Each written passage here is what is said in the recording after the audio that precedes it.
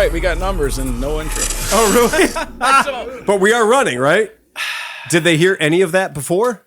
Do you think it went out? We're running this We're time. running. All right, kicked guys. us out last time. Well, welcome to Clevelandmoto, episode number 536. I can't say light them up, boys, because they done been lit already. We backed it in. We did back it in. Oh, we did. Sleepy, are we looking good over there, buddy? Yep, everything's cool. All right. We're 5x5. And to my left, we have... Dan Kroenke. To his left. Steve Sleepy. And to his left. Johnny Mac. And to his left. Freezy Pete. And coming around home plate. Shanky Smith. And behind the bar tonight, Tom Pennington. Yay! There was much rejoicing. You guys missed the lighting because we just had a false start. That's all. They just had to regrid. It happens to the best of us. It does. Well, it said it went live, and then all of a sudden we weren't live. You weren't live. Yeah. All right. Well, for the people at home, you had to wait an extra minute and a half. Nothing silly or important happened in that time. Hang on. Hang on what, Tom? Well, Sleepy's saying we're live. I'm Yeah? still getting the waiting for. Uh-oh. Let's... Somebody said good evening, gentlemen. Oh, we got some chat? Well, I said... Maybe it's just Tom. No, he's on there. Thruster and Justin's there. Okay, Oh, all then right. I might be in the wrong one. All right, well, there you go. All right. Let me find out. Right. Well, That's we got good. Thrust and Justin, Tom. So That's if Thrust and Justin's out there, then I feel better about the entire situation. Also, at this Good point enough. in 2026, if Yeah. you go to a YouTube channel and you know they're going to be live and Right. they're not there and you can't find them, yeah, we can't help you. their name. Right, Okay, I got. There were 5 in the other chat for some reason. So. Yeah, we gave. If you're in the other chat and you're not hearing anything right now, well, it doesn't help you for me to say anything because you're not hearing anything right now. Right? Yeah, I cannot alert people to their to the other channel. So I wonder when it booted us if it made a new I don't know. thing. I have no idea. This is streaming stuff that we have not experienced. This is streaming before. stuff that's weird, but I promise for the people out there that aren't hearing us right now, if they didn't respond by looking at YouTube and trying to find it again, well, then they deserve to be out in the cold. Yeah, there's raise eight. your hand if you can't hear me. There's Right. 8 in the other So I've Go in the other room and- Texted them to tell them to restart it. Yeah, go in the other room and let them know that we're over here now. We could be in a parallel universe. They could be. That happens. Or we could occasionally. be. With an entirely different Clevelandmoto podcast. That's right. Is it the better one? Did CERN finally fix it? Yeah, CERN fixed it. We're a much better one over there. Yeah, but we're in whatever the opposite of 536 is. So yes, guys, a little update to the Cleveland sitch. What's going on in the Cleveland? So the Cleveland's been blindingly cold for the past week. Who would have known when I took the chance of riding the Moto Morini over here last week that I would be giving a giant fuck you to the weather gods, throwing them a giant finger, and daring them to put us in the icebox for a week. Well, you showed them. I did. Merritt had off Monday, Tuesday, Wednesday for extreme cold conditions at the school where she works, but she's in administration, so she has to go in anyway. You know, it's weird. So my daughter had off a couple days, and then today it was actually colder than the other days, and she had to go in. Mm-hmm. So they were like, I think there might be some logic to giving it a chance for the roads to be cleared or the shoveling to get happened. Gotcha. But I can promise you, the irony of Cleveland, Ohio, is all of us have lived our lives understanding that we are sitting on one of the largest repositories of natural salt on the planet. Whether it was Halite or Cargill, we all grew up knowing that we're sitting on a bunch of salt here. Many of us, if you were lucky and you went to a good school system, actually took you down in the salt mines and let you tour the amazingness that is being a mile under Lake Erie. And that's cool. And if you went to the bad schools, they took you down to those same mines and gave you a shovel. And they made you work. That was right. Yeah, And you turned into a donkey. and you became a salt donkey. Go pound salt. Literally pounding salt. Well, there's been some huge error where Cleveland is not getting salt. So what's funny is Tom's Street, they said, we're not going to salt the tertiary streets. They're only going to salt certain ones.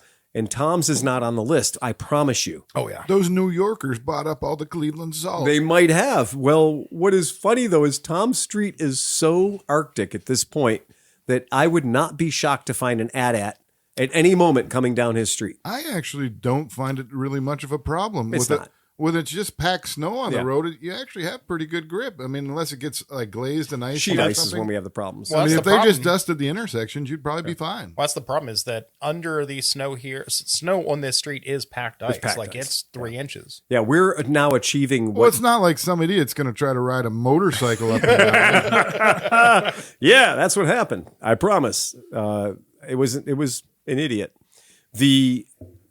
Which is funny because all of us have now stress tested our snow moving equipment. So every one of us has figured out what works and what doesn't work, or you're hospitalized for your back injury. I did talk to my cousin who works in the hospital, And she says, yes, men's, the Widowmaker, the 35 to 55-year-old white guy who goes out and shovels his drive because he feels he must. And that's the most work he's done in the past 20 years.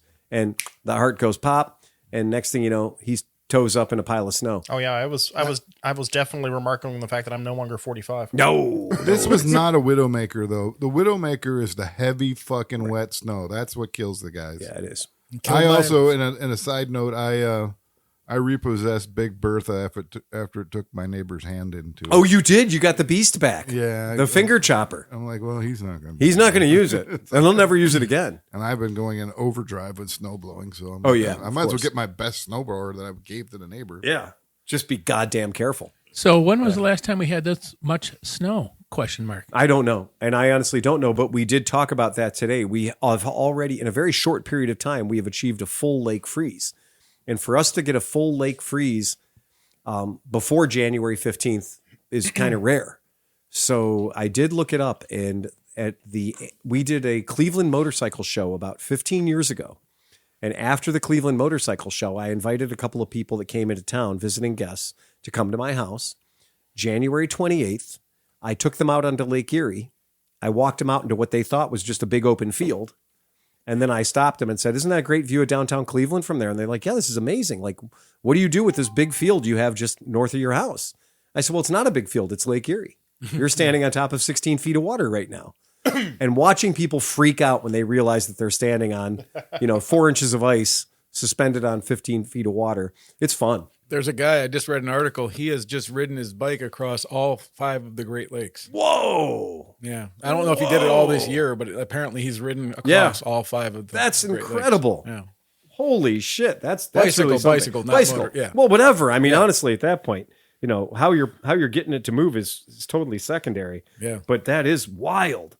That's really cool. If you took an SSR with spikes in the tire and a 5-gallon gas can, do you think you could make it to Canada? I absolutely think you can make it to That's Canada. only 30 miles. Yeah. Oh, 50 well, miles if you leave my house. Probably wouldn't even need the 5-gallon gas can. No, I don't think no, so. I really, I completely think that's a doable thing. But every year So this somebody has weekend- this. Oh, everybody has the same idea, and then you hear the news stories about the guy stuck on the ice, floating like a giant quarter-mile piece breaks off, and they're halfway. It was 5 degrees the other day when I was taking care of my driveway, and the Coast Guard. I mean, I know I've talked about it before, but having Coast Guard go over my house is very, very common because they're out picking up the guys that thought it was okay to put their ATV out on the ice.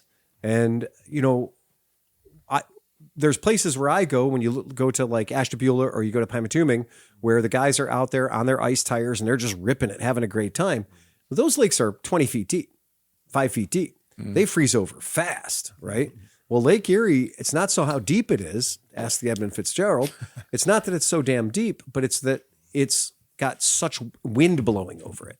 Mrs. McElfresh shit her pants when I was at Conneaut and we were down at the marina. Yeah. I'm like, pulled up to the boat ramp. I'm like, let's go for a ride on the ice. And she's Nice.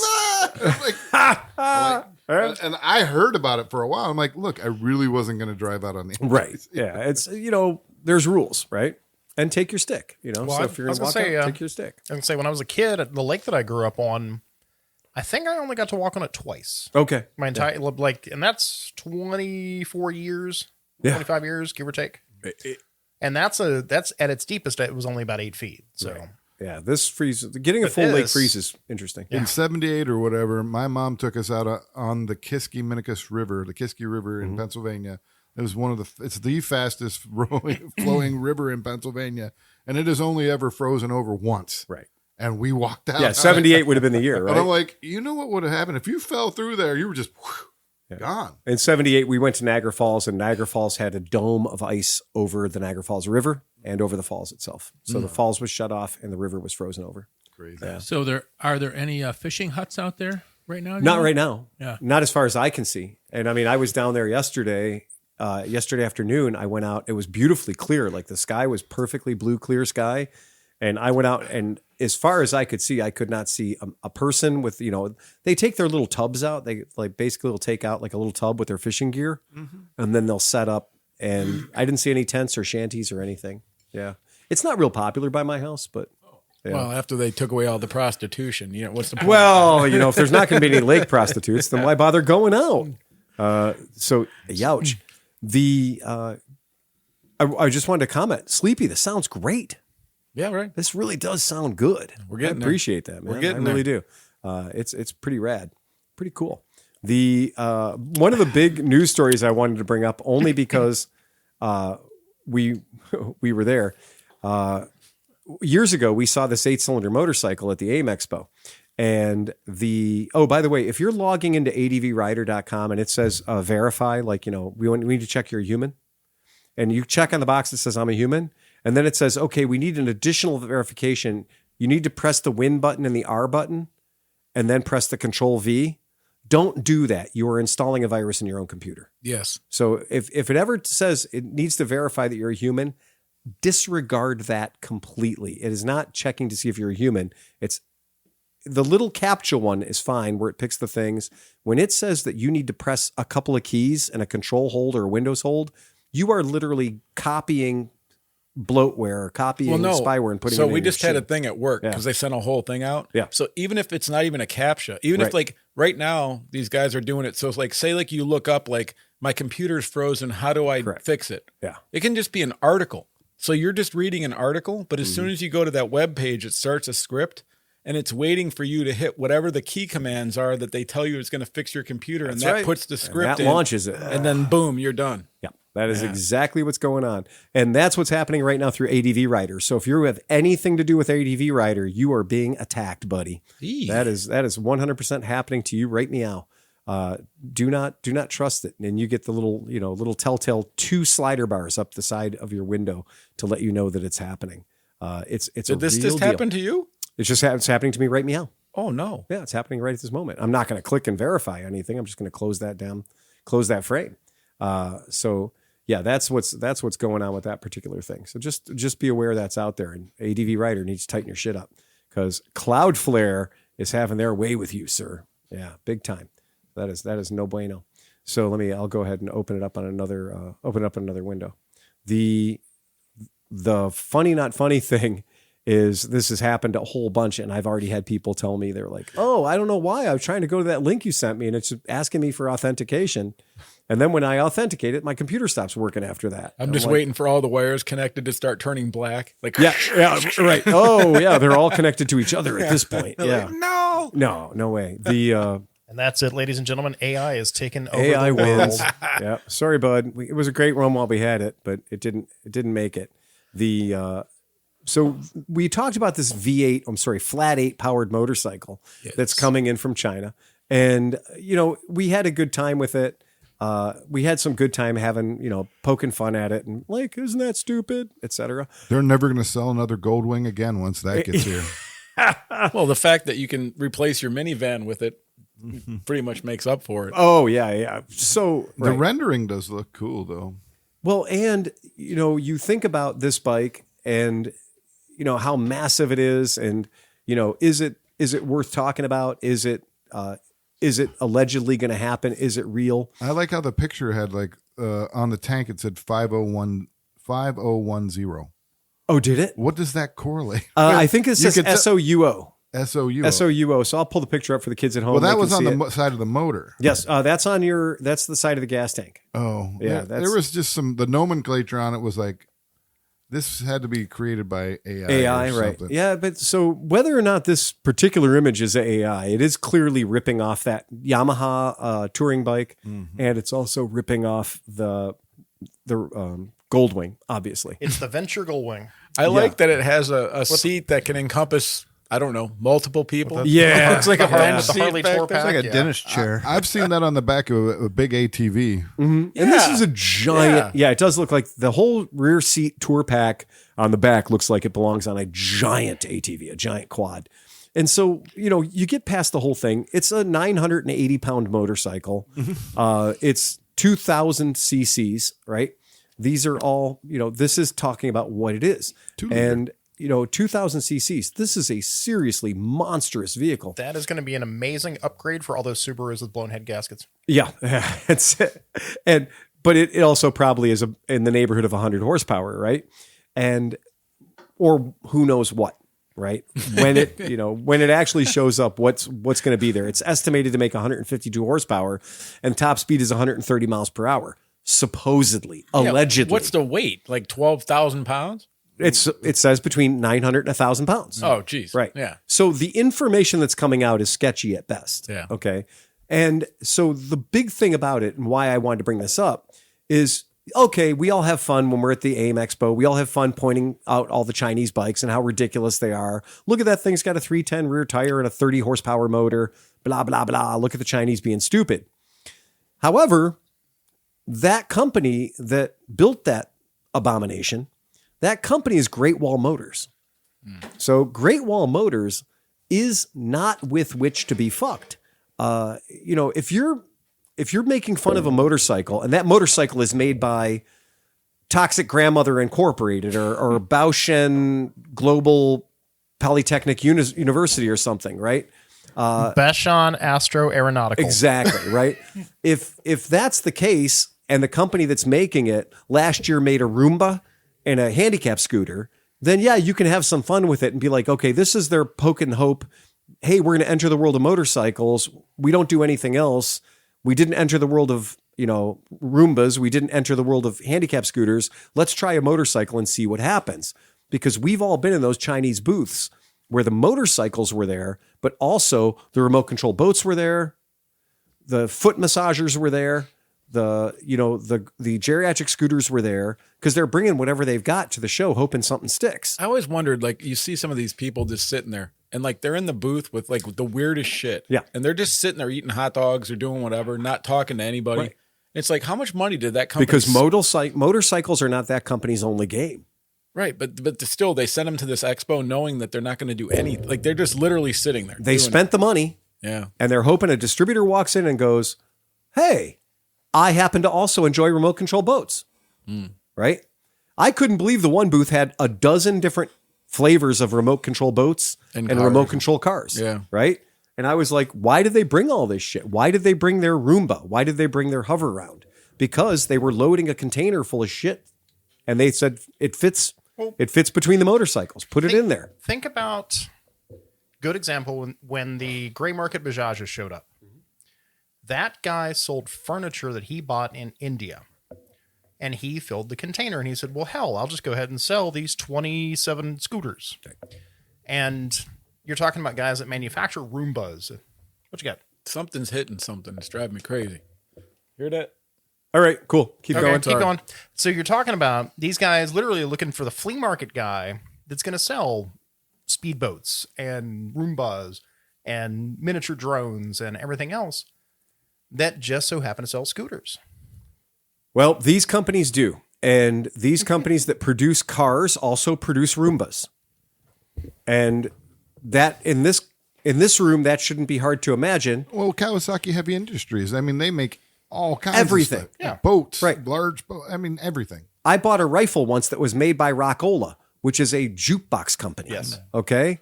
I bought a rifle once that was made by Singer Sewing Machine. Right. So companies can make all kinds of fun things. Yamaha. Right. Music Yamaha. company. I mean, Exactly. Hus- Right. Husqvarna. Hey, Mitsubishi just Husqvarna. called in. Yeah. Mitsubishi would like to talk to you about your fuel pumps. Would you Right. like a back massager Right. or an excavator? Right. Don't get us started on Hitachi. But if Harley So- Davidson made an airplane, Right. I wouldn't fly on it. Oh, God. Okay, so anyway, GWM, we're talking about Great Wall Motors, the guys who make this freaky deaky motorcycle that obviously is the punchline to a whole bunch of jokes and nobody's ever going to fucking buy one. But here we are. That little company that's making this clown car of a motorcycle did 16 million car sales. And more importantly, in last year alone, they did 1.2 million car sales. We saw quite a few of those vehicles when we were in Ecuador. GWM. Yep. And they were, I don't know I didn't look under the hood of any of them, but they were good looking vehicles from the outside. They made a pickup truck, I recall specifically. Mhm. They made a minivan. They make a whole range. And The- if you want to pull the picture up, if Sleepy wants to pull the picture up, you can go ahead and throw the image up. These are all the cars they make. They make a range of 7 different cars this particular year. Everything from a extraordinarily good knockoff of a Toyota Tundra truck Yeah. to a extraordinarily good knockoff of a Toyota Land Cruiser. Okay. They make some cool shit. But here's the important thing. Last year, they sold 1.2 million units. That's exactly 4% less than Honda for four-wheeled vehicles. Keep that in mind. This company that we're making fun of. Well, I remember too, we used to make fun of CF Moto, and look where they're going. Exactly. So the motorcycle thing is fun, and it's fun to poke fun at it and the whole deal and have a good time. Just keep in mind that they're not building those on a dirt floor. They're building those alongside of a $75,000 sport utility vehicle, right? So, and we used to joke about BYD, build your dreams, right? And yeah, if you're in Costa Rica, if you're anywhere, BYDs are. I had a guy the other day calling my shop saying, "Can I import in a BYD electric car?" Because of all the electric cars that are out there, he's done the research, he's done the looking around. He wants a BYD because he gets more bang for his buck. Now, Canada's talking about bringing them in. 50,000 units, I think, is their current cap. Right. And that's going to be the next couple of years. Right. So be careful with that shit. Well, and that's also going to mean they're going to meet NAFTA, EPA, everything else, all the crash standards. It's because Canada's just as stringent as we are. It's a very short hop to get that car that is legalized for Canada into the United States. In fact, it's only legislation that keeps it out. Because I have gone to Canada and bought a number of cars that I brought back over the border, and I've also sold a number of cars and motorcycles to people up in Canada. And for most of the time, it's one sheet of paper. Now, this is a big, as far as I'm concerned, I don't want to see Chinese manufactured cars in the United States because I happen to be alive. And the Japanese manufactured cars that came into the United States in the 80s, 70s and 80s is what put my family on food stamps. Well, So talk to Buick about that because half of the Buick line is made in China. Exactly. And the other half is made in at least South Korea. Hey, if China wants to start building the Wangle 5 here, I'll be the first person in line to buy it. Yeah, I just saw how But they're gonna build it devastating here. it was for my family in the 80s when the Japanese cars were allowed to come in. Yep. And we had an opportunity to protect our market. We didn't. And that's the reason that my family went from doing pretty good in life to having the next 15 years of our life on food stamps. But at least the Japanese did a lot of manufacturing here. I mean, the whole legendary reliability of the Toyota Camry was in 2016, and for all the 2000 teens, the Camrys were all built Absolutely. Yeah, but by Americans. that took 20 years and how many terafights to get it to the point get where that to happen. Honda had to build a factory here. And we know I owned a Honda Accord wagon that was made in Ohio. My Civic was built right down the road. That's the reason why it's falling apart now due to Cleveland weather. Well, they know what environment they're playing to. They know what they're dealing with. They know the only thing that'll kill a Honda is salt. Well, my Element was built down the road, and there's a reason why it's sitting in the parking lot or the garage right now with lamb coating on the bottom of it. We put sheep on things. Yep. That's what we do. So it's interesting the more that I did a deep dive on that to find out where that motorcycle came from and how deep the pockets were behind it. Because when you've got pockets that deep, when you sell 1.2 million of a vehicle in 1 year, then you could probably build that motorcycle tomorrow if you decided you wanted to. If you said, we're going to make a full court press on this thing, give me 20,000 of them right now. I'm pretty sure that'd be easy. Right now, they're trying to figure out if there's a market for it. Right now, they're trying to figure out, will the people buy it? Because you know who got an A on their report card? The companies that decided that America needed to have 450cc motorcycles again. Because we on this podcast 5 years ago talked about why is nobody making a 450? I mean, 10 years ago. Yeah, exactly. We said that on this podcast. Why is there no lightweight street bike? How come only Europe gets these kick-ass 400s, kick-ass 450s? On this podcast, we talked about, a VFR 400. Oh my God. I'd suck Satan's left nut for that, right? The next big market, and I'm pretty good at predicting this stuff, is going to be 3-wheeled motorcycle trucks. Oh, to tuk-tuks. Yeah, tuk-tuk, Ape, whatever you want to call it. Right. But because guys like me can't afford to buy a $70,000 Ford F-150 anymore, we want a good $15,000 vehicle. Right. You're going to see BYD or whoever it is bringing these reasonable 3-wheeled utility vans. Because the traveling in Europe, I can tell you that is absolutely the case. The number of 3-wheeled utility vehicles and 4-wheeled utility vehicles, but things I would describe as K-car sized, whether they had 3 wheels or 4 wheels, then in Europe that has become almost ubiquitous anywhere that I traveled, to see how advanced they're getting with the Ape, the Vespa 3-wheeler platform, and all the other companies. Remember that Piaggio and Daihatsu are partners, and that Piaggio and Daihatsu build a hell of a lot of those small 4-wheeled utility trucks.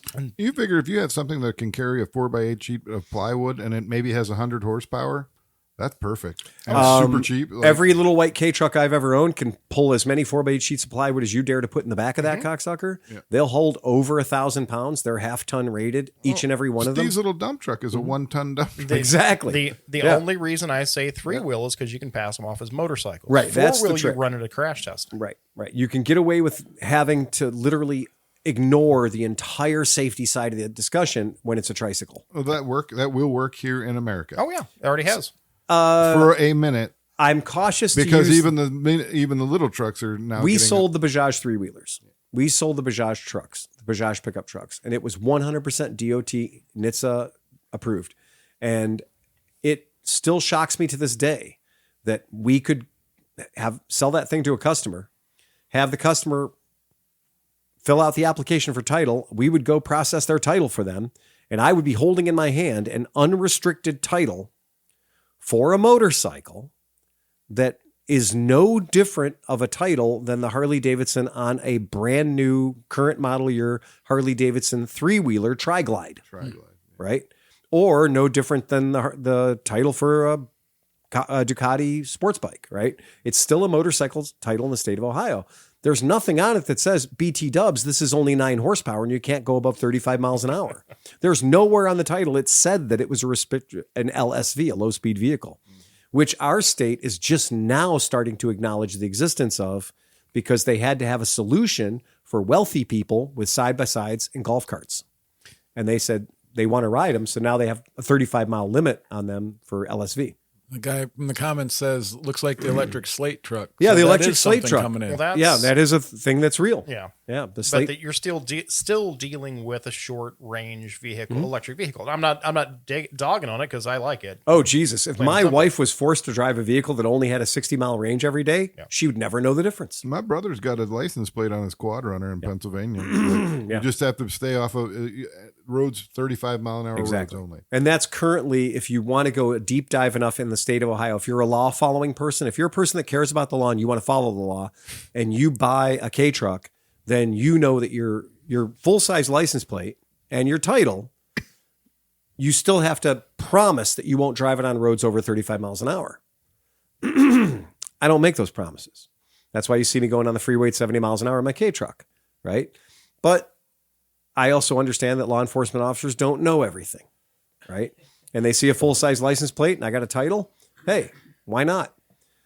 The BMW Isetta exists.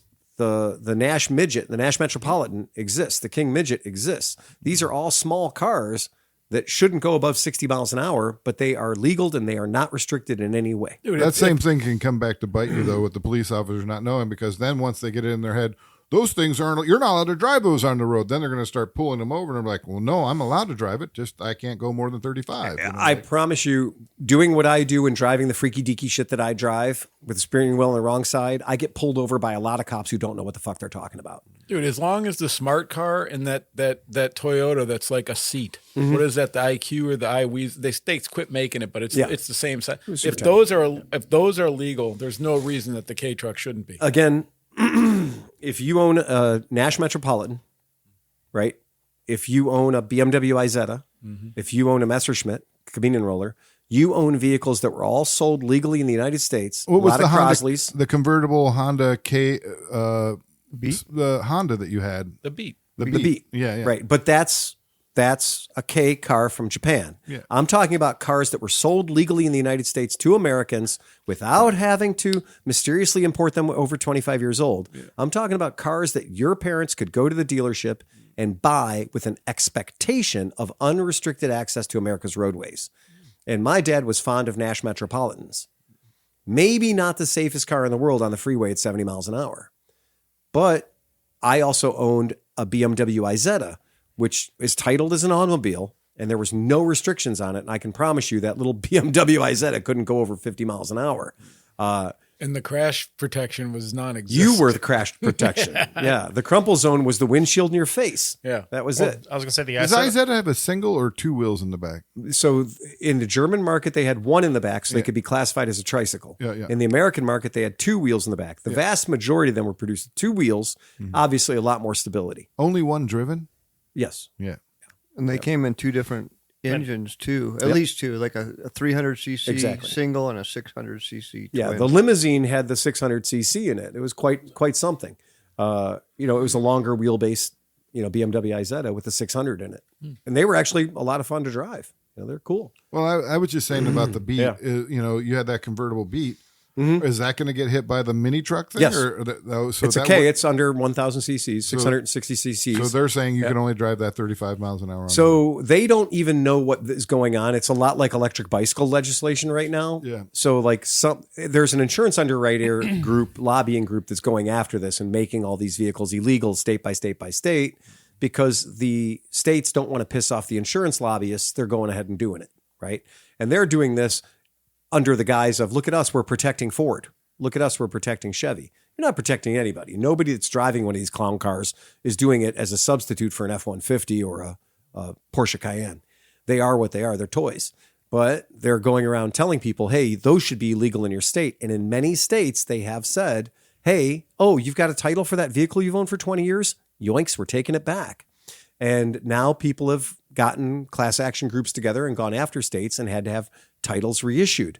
But what the states are doing as a compromise is they're saying, we're giving your title back, but now your title is branded LSV, low speed vehicle.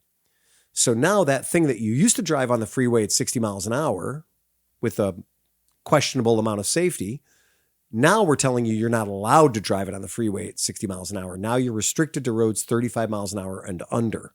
So that's what they're doing, is they've reached a consensus. They've reached a sort of okay, we'll do it. If you're forcing us to do it, the lawyers are involved. The judges have said, you can't take my title away.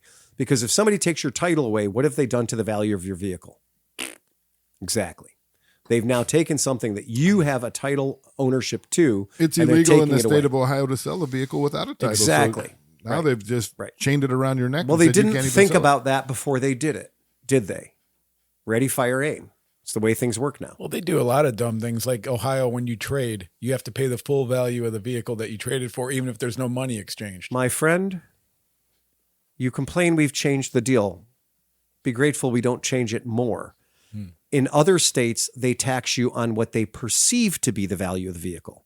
So if you give Chris a bro deal and sell him your $5,000 car for $500, Chris has to pay $500 worth of tax on it. Well, no, what they did for me when I traded my what do you call it, Tenray, they took the value that was on my title for the Tenray and basically charged me tax on that for my FJ09 when I traded it, because they said that I said there was no cash trade. She goes, yeah, don't do that. You never do that. Never do that. Never do that. I didn't know that. Right. At the time. You didn't know that. I understand. That's your part. Because I'm thinking like no cash exchange. You go in, you pay. So $30 in other to states, get what thing. happens is Chris has his $500 bro deal. In Ohio, he pays $500 tax because that's the amount that you agree he gave you for the car. Right. Regardless of how many BJs balanced it out.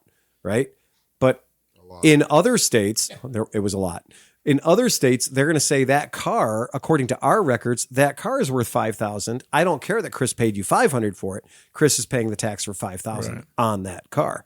We were talking about California. I mean, I just had to do one yesterday. If you move to California and your car is less than so many years old or whatever, bam. No, we don't care that you bought it and paid sales tax on it in whatever state you live. When you go into California, you have to repay the sales tax. I don't care that you've been paying your license plate and registration on this car for the past 7 years that you lived in Ohio. You live in California now. You have to pay us the back registration for the 7 years that this car was being driven, but it wasn't being driven in California. Wow. To get the ball rolling, to get your initial registration. And sales tax on the current value of the vehicle. On the current value that of the happened to vehicle. my niece. She bought her car and 6 months later moved to California and had to repay all the sales tax again. I just dealt with a customer today on the phone about that exact same scenario. So it's tough. It's really tough. We have rules. So that's what that is. Weird stuff. 60 grand burning a hole in your pocket. You need to buy a motorcycle? Not me. But we've talked about these guys before. We like them. And one of our Patreons said, that thing you talked about as being vaporware is now you can buy it. So we talk a lot about things that we talk about that become vaporware. Well, this is one that actually went from being, hey, that's really cool. I wonder if they're actually going to build it. Well, now they actually built it and you can buy it. It is Langen's Lightspeed. We talked about how much fun this was going to be. Yeah, because everything that we'd ever want in a fun kick-ass bike, 185 horsepower, 185 kilograms. That's enough. Yeah, and only building 185 of the bikes. So building 185 bikes, 185 horsepower, and 185 kilograms. Again, I will say it, this is a beautiful motorcycle. I love the aesthetic of this bike. I think that very few motorcycles, when I see them, I go, damn, I just like looking at this bike. I think they did a really good job of balancing it, and it doesn't look tacky. It has a round headlight. It has a round headlight. I like how the swing arm has aligns. gold rims. I like how the swing arm aligns with the frame. Yes, the trellis frame that goes from the neck of the motorcycle to the fucking axle of the back wheel as a undisturbed line. Hey, Phil, I love that. Phil, you already own this bike. And You already own this bike. What? It's called the Aprilia Shiver. The Aprilia Shiver. No. yeah, but look at the exhaust. It's similar. Too. The exhaust is like a bottom. It's like a fairing without being. I a do fairing. like that. And What I think, motor is in it, or is it a proprietary motor? No, this is actually the Buell motor. Okay. So this is the Buell, don't say Eric, motor that they've been producing. It's been out for a number of years now. That is a known entity that makes, hand to God, 185 horsepower. Super fucking cool. Ratcliffe, the designer, worked with Vincenzo Mattia, an ex-Ferrari F1 engineer. He's the guy that you might remember we were talking about those two-strokes. And we fell in love with his adorable two-stroke. And his adorable two-stroke, kind of one of the things that I liked about the adorable two-stroke is it was a V-twin. And I like V-twins, but I like V-twins especially when they have two strokes. So I really, really thought that was badass. I think that when you look at Langen's company, and take a couple of minutes and check out their website, but I think that the Langen Lightspeed and I think that the Langen two-stroke are very cool motorcycles that I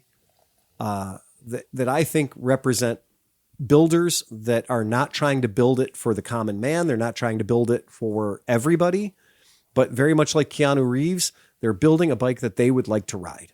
With the Arch motorcycle, they're building a bike that a person that's a skilled motorcycle rider could really get the most out of and really enjoy. Yeah, $60,000. But yeah, it's going to be one. This is going to be, you're going to be the guy that has it. It's like McLarens. McLarens aren't building cars for guys to drive to work or drive to the shopping mall or wherever. It's an enthusiast vehicle. It's a exquisite, like top notch, next level vehicle. Yeah, I completely agree. In just as far as I'm concerned, I've seen a lot of motorcycles that they've talked about that when this came out too, we looked at the two-stroke and we were like, man, if they ever build that, holy shit. And they did. And they built the two-stroke. And that's cool. And, don't threaten me with a 250-pound motorcycle that has 80 horsepower, right? Don't threaten me with a two-stroke V-twin. Super cool, super sexy. I like all those things. It also doesn't hurt. It's a pretty-looking bike. The two-stroke's a good-looking bike, too. You want to throw a picture of that up. It's pretty neat. The two-stroke's a cool-looking bike. I think that the two-stroke's $40,000. So, it's a discount. It's a savings. How can you afford to not have that motorcycle? What motor does it use? That's their own. So I wonder. That's the Ferrari one. That's the one that was designed by the guy from Ferrari Formula One team. All right. Yeah. I wonder how many top ends they have laying around. Damn good question, right? But the good news is it's a two-stroke, so you just pop it off and pop a new one on. But are there new ones? That's what I'm saying. How long are you gonna have? You're gonna have to ask the guy that built it. You're gonna have to ask the company that built it. I just think it's a beautiful machine. I like the aesthetic. I think it's great. I think that $40,000 is a lot of freaking money, but a brand new loaded up Harley is over $30,000. So I guess for me and if my neighbor dumps $35,000 on a Harley Davidson and I dump 40 grand on this, I think we're both fucking dicks, you know, but I'm going to have more fun, I think, with mine. I feel like I might have more fun with mine. So anyway, that's just the thing. I wanted to give a little service to our Patreons because, hey, you tell us about cool shit. We'll go ahead and look it up for you. We'll talk about it. You buy that now, and in like 30, 40, 50 years, it could be the Bruff Superior. That's a really good point, too. When you consider classic motorcycles that we idolize today, Vincent Black Shadows and things like that, in their money of their day, they were astronomically expensive. But they were well built and overbuilt and classics of that became. But you know what? Future classics. But you know what it sucks about now is like back then people bought them because they were super into them. I don't think many guys bought those bikes like this is going to be an investor piece. Correct. Now all these cool bikes come out and some dick with like $1 billion goes and just buys it and puts it in a cave somewhere to like be like, there's my motorcycle. Well, we talked as we've learned the past couple of weeks, drug dealers got to launder their money somehow. Yeah. But at least with the Lightspeed, it's not a proprietary motor, so. You would think if you had any problems or you blew your motor up, you can go get another 1190 dual motor. Right. Yeah. The company the that two-stroke is a different story. Exists. Right. The two-stroke is, that's definitely going to be an issue. The V-twin two-stroke, it's going to be an issue. But that 1190 motor is, you call a shop that's actually in America, for your parts. So that's kind of nice. Yeah. I think that's like cool. a Janus. It is like a Janus. That's exactly right. It's supportable, infinitely supportable. So I think that's pretty cool. I dig that. Okay, so we have gifts.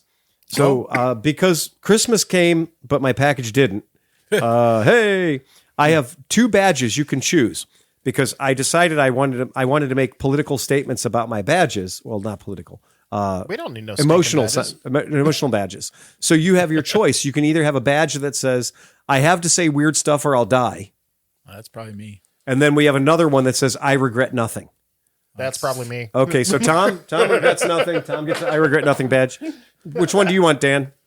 I regret nothing or I have to say weird stuff? I have to say weird stuff. Okay, take that one. Do you have one that says I regret everything? Right.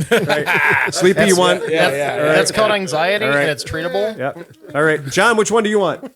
That one. I regret nothing? Okay. Oh, no, Dan, I've got one. Which here. one do you want, Pete? Oh, regrets. No regrets. No regrets. Okay, pass that down to Pete. No egrets. No regrets. No egrets. All right. And then Chris, which one do you want? Regrets. Regrets. I regret nothing. Okay, very good. I thought that was going to happen. All right. If you didn't get one, check me out later. I need to tell myself this. All right. Now, the second gift. The second gift.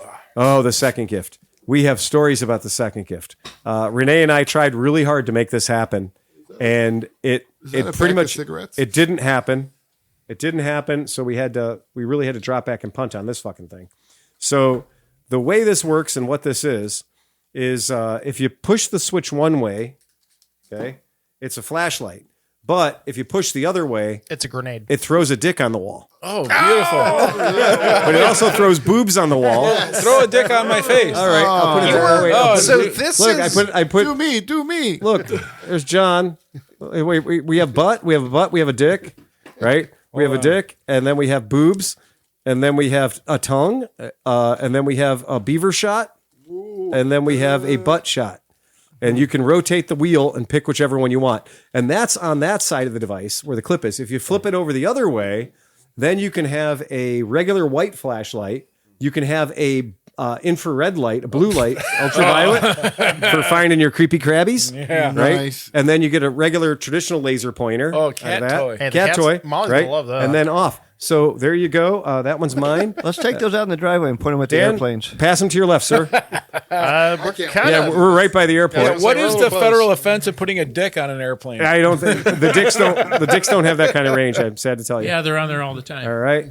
Did Pete get one? I did, yes. Thank you. Okay. And Tom? There you go. All right. Good. Everyone got one. Yay. All right. We're going to be So, yeah. blind by the end of this. Well, that's the trick is you have to understand, you have to take the little safety clip off and stuff. Well, this is... But you have to understand that in one side you get, and I love the little pudgy dick they gave you. I can put one right on John's forehead. John just got a dick on his forehead. Right. He just got a dong. And you can do dicks up or dicks down. Sometimes they're funnier when they're Well, down. this explains... Because we were talking about the hat guy earlier. Yes. How it popped up on your feed. Yeah. This explains why dick lasers keep popping up on my Okay, feed. yes. So the company, and I do want to give them a plug because it was tough. They're called Dick Lasers. I believe they're dicklasers.com. Or you can also find them at Naughty Lasers. Naughty Lasers if you're British. That's your. I was like, where are these dick lasers keep coming from? Yeah, you got to be like 3 feet away. Yeah, I can't wait to point this in my neighbor's house. So that's the thing is the dick part doesn't go very far because it's going through a filter. So its range is pretty like 7 or 8 feet. That's all you get. Yeah. There's definitely a butter zone. Yeah. So great for the auditory podcast. It's us talking about us throwing dicks on each other. Can we just do this the whole time? You can. If you're playing the home game, Right. You're playing the home game. We're having a lot of fun shooting dicks on stuff. And Tom's gonna be blind back here. Yeah. The filter in front of the laser for the dicks is pretty effective at muting a lot of it, so it doesn't have super range that way. But everybody gets a dick laser. I've got a dick burned into my retina. Yes. So now for the rest of your life, you just see dick shadows. I can finally see my settings. Yeah, you can see your stuff. Right. So that was fun. We got dick lasers. Thank you, Uncle Phil. You're welcome. Yeah. That was part of your Christmas gifts. And it was funny because I got those 2 items and neither of them showed up in time for Christmas, despite both being ordered well in advance. Right. So that happens. So I got to go home and tell my family. See, my friends actually know what I want. Well, that's why I got the No toolboxes. socks. So I got those little Harbor Freight Yeah, toolboxes. right. These were supposed to be in the drawers. So You're supposed to have a dick in your drawers. Yeah. Interesting. That Pete, he's playing tonight. He is. He's on the money. On fuego. So we were talking earlier about Tanuki-san, drink. I'm catching up. Get caught up, man. So we were talking earlier about 400 cc's and when they were all the rage, and when we started talking about all like, oh man, if I could get a VFR 400, blah. So right now on Iconic Motorbikes auction, they have a 1989 Honda VFR 400, an NC30. You said it was rough. It doesn't look that rough. Yeah, To me. you got to get up close to it. So you look at it real close. It's not a cream puff. There were some chips on the rims. Yeah, and stuff, it's not a cream puff, but it is damn sexy. It is. And there's 4 days left in the auction, $2,300. So, but I think this is one of those vehicles that, I had the CBR 400R, the Japanese domestic market one. It was super fun because it had the VTEC.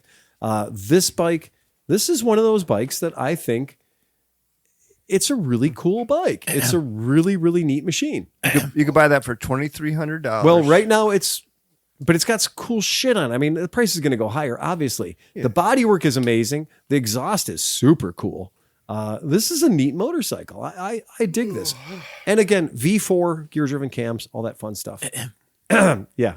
Oh, what's it say? Fuck carbs. Yeah, that's true. Yeah. This one does have a lot of carbs. Bad news for you, boys. There's a whole lot of carbs. But this little 400 to run 130 miles an hour. Yeah. So they sound good too. What's the red line? Like 16? A lot. Yeah. Yeah, So lot. that's a VFR 400. 400 cc's in a V4 configuration. Yeah.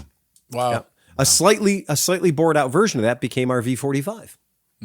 Yep. Or I'm sorry, V30, the 500 VFR 500 Interceptor. Does anybody know what year and what the first CBR was?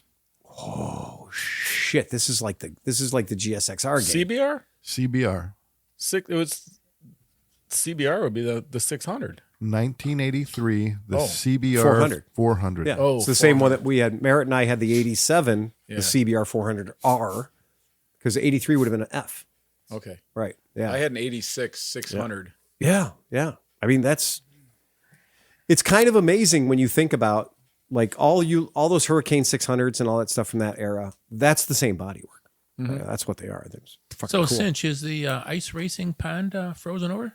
I haven't been back there, but I guarantee you it's probably the whole thing is probably 3 feet thick. Oh, at it this is? point. Yeah, it have to be. It's been so cold. It has been. Yeah, man. but it's under like 5 feet of snow. So Sure. What kind of segue was that? It was pretty solid. Yeah. It was pretty quick. Popped in my mind. It did. Yeah, that was legit. The I need to be alone with my laser flashlight. I want to go back to VFR land. well, so about VFR land. So that if Sleepy wants to pull it up, this motorcycle was one of the first motorcycles that had the single-sided rear swing arm. So that was always one of those cool race items is you could get that rear wheel off the bike and change the rear rubber out real quick, that design.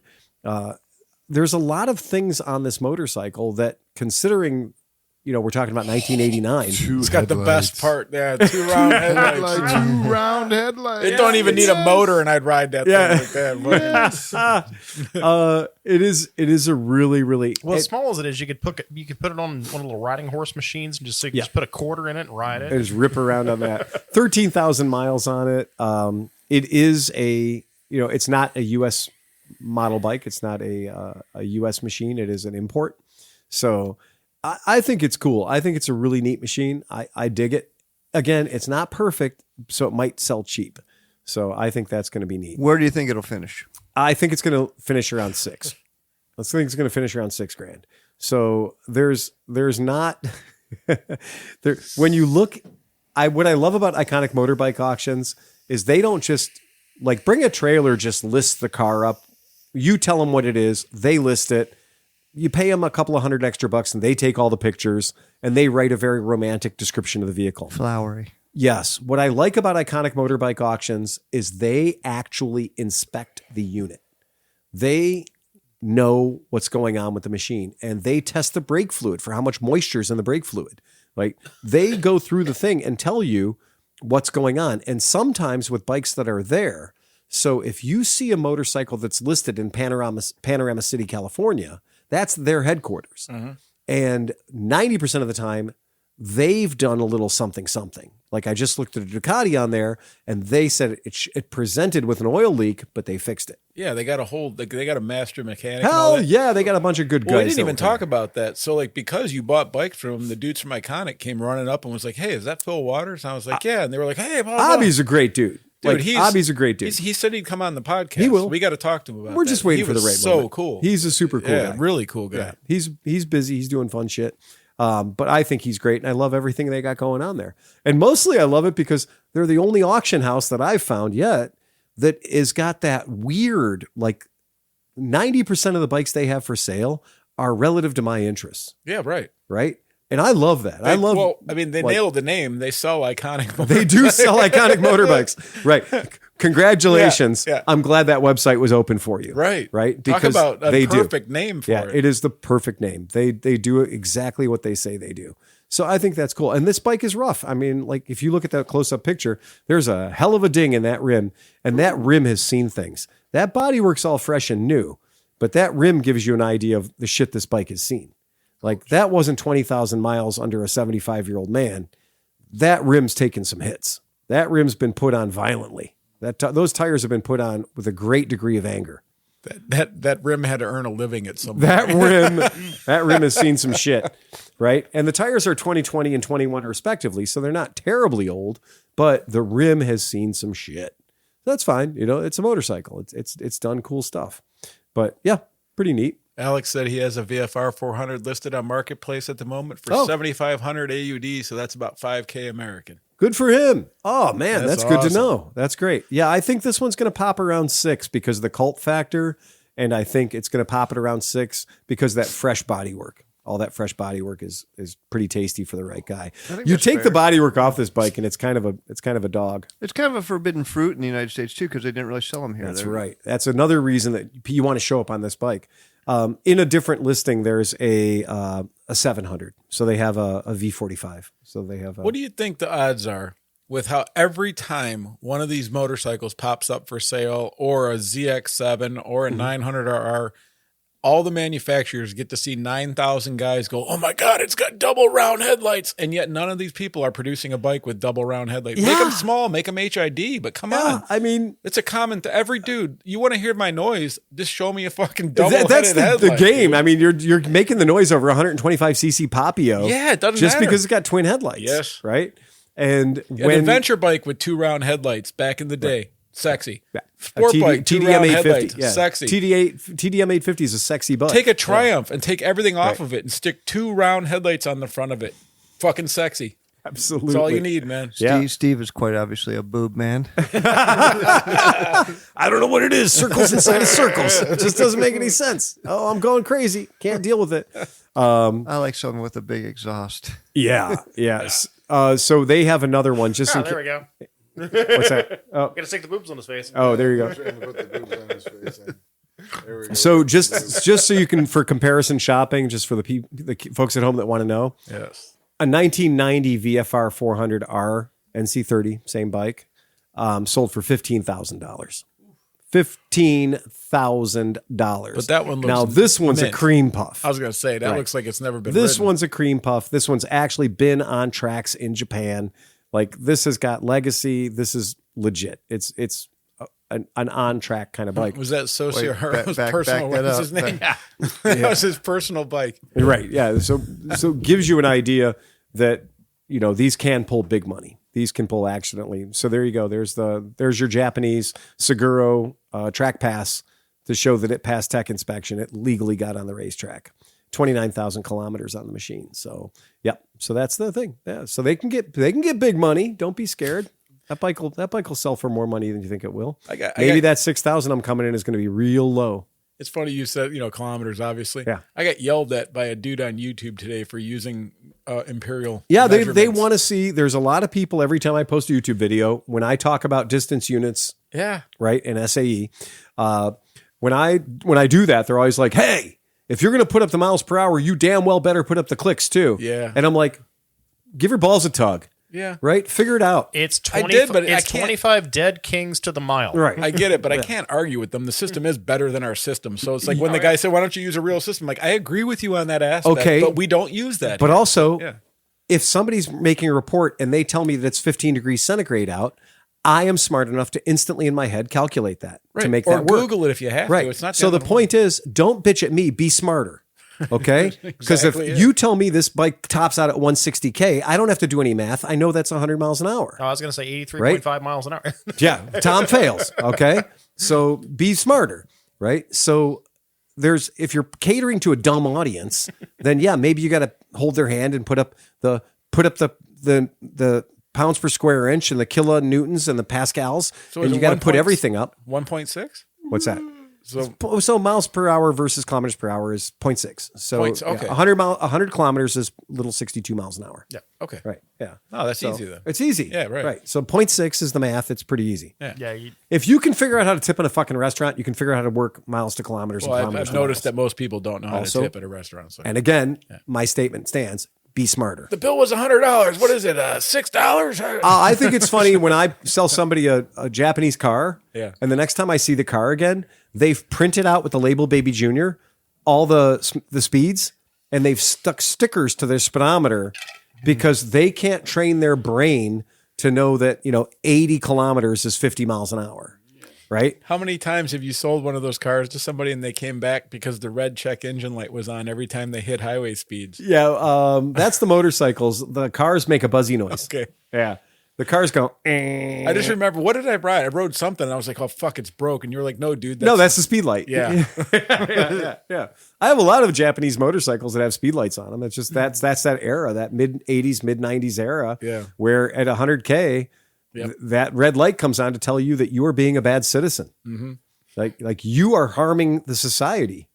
You should slow the fuck down. But if you don't know what it is, you're like, "Oh no." I've lost all my oil. Yeah. That's all the oil has come out Red of the light machine. is not a good thing. the here. good news is I slowed down and it went out. Yeah. So I might just be a little low on oil. Dude, I I swear. got to go fast and keep the oil pressure up. It's just the way it works. The new ones have a little soundtrack that says, "Just report to jail." Yes. Well, now the electronic toll collection thing, because all the cars I get have an ETC box in it. And every time you turn the key on, it just comes out with the, you should, and you're like, "Oh, thank you. Good morning to you too." Adorable. Yeah. I get the biggest kick out of it all the time. Triumph said they were introducing a whole bunch of bikes this year. Yeah. Go see him Saturday. That's right. Yeah. Yeah. That's this Saturday? Yeah. This upcoming Saturday. Yep. I did get my ticket.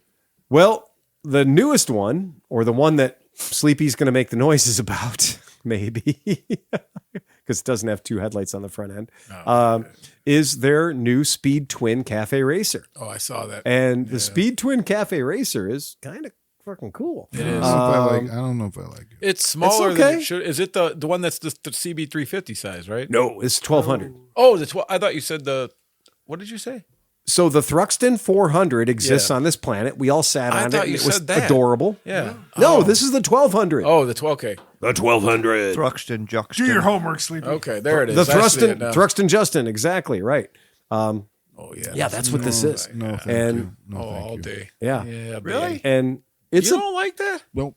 What is wrong with Johnny Mac? I don't like it. Johnny's a Honda man.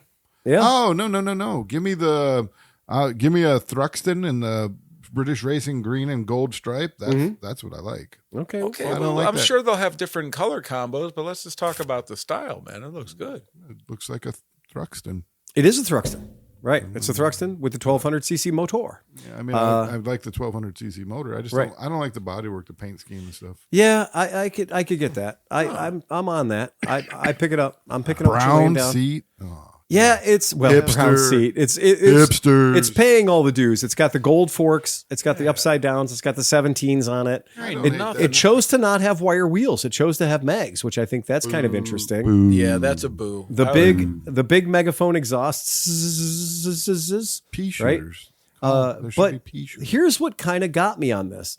And I mean, I dig it. I respect you got to build a cafe racer. And I tell you, the Triumph paint has been fantastic lately. The green metallic looked good on the Steve McQueen. It looks good on this bike. It's a cool bike, but I have issues. And one of my issues that I have with it is this 20 grand. Oh, that's too much money. That's too much money. Sorry. So it's, Oh, hell no. it's 20 grand. All right. No. And the problem is the gap between this bike and the exact same bike is $5,000. And what do you get? Fancy paint. The fancy paint. Yes, that's what Yeah, I'm saying. What do you right. get? You So ain't- that's the problem, right? So here's my bit of a problem is when you take the classic, the Speed Twin Cafe, which is what this is Speed Twin Cafe. When you take the Speed Twin Cafe and you go, okay, what is so much better than the Speed Twin basic model, right? The Bonneville T120 or the Speed Twin. To me, it starts to be like, oh, I don't know, man, It's because not a Thruxton though. It's a Cafe Speed Twin. it's a Cafe Speed Twin, So and it's- so this is the one that costs $5,000 less. Go ahead and pull this up. That's the Right? cat. That's the This is the Speed Twin 1200. Speed See- Twin bag lunch. So here's I don't get this. So Speed Twin poverty so class. this bothers me. So Yeah. like Dan's bike, right? That definitely doesn't look better. No, but so Dan's bike is like $9,000 or $10,000, right? Right. And you seem to me it seems like a $15,000 bike for $10,000. Right. These bikes seem like $10,000 bikes for $15,000. Okay. Like you know what I mean? Like it Right. doesn't. I don't know. And the man. difference, so people kind of understand the difference between the Speed Twin 1200 and the Bonneville 1200 because it's very fucking confusing. I'll tell you that. If you are looking at, I want to own a Triumph and I want to own a Triumph Bonneville or I want to own a Triumph 1200, the trick is you got to know which one you want to buy because they are different. And the Bonneville and the Speed Twin are different motorcycles because of the engine and because of how much money, how much horsepower you're getting. And so you're buying a Bonneville T120.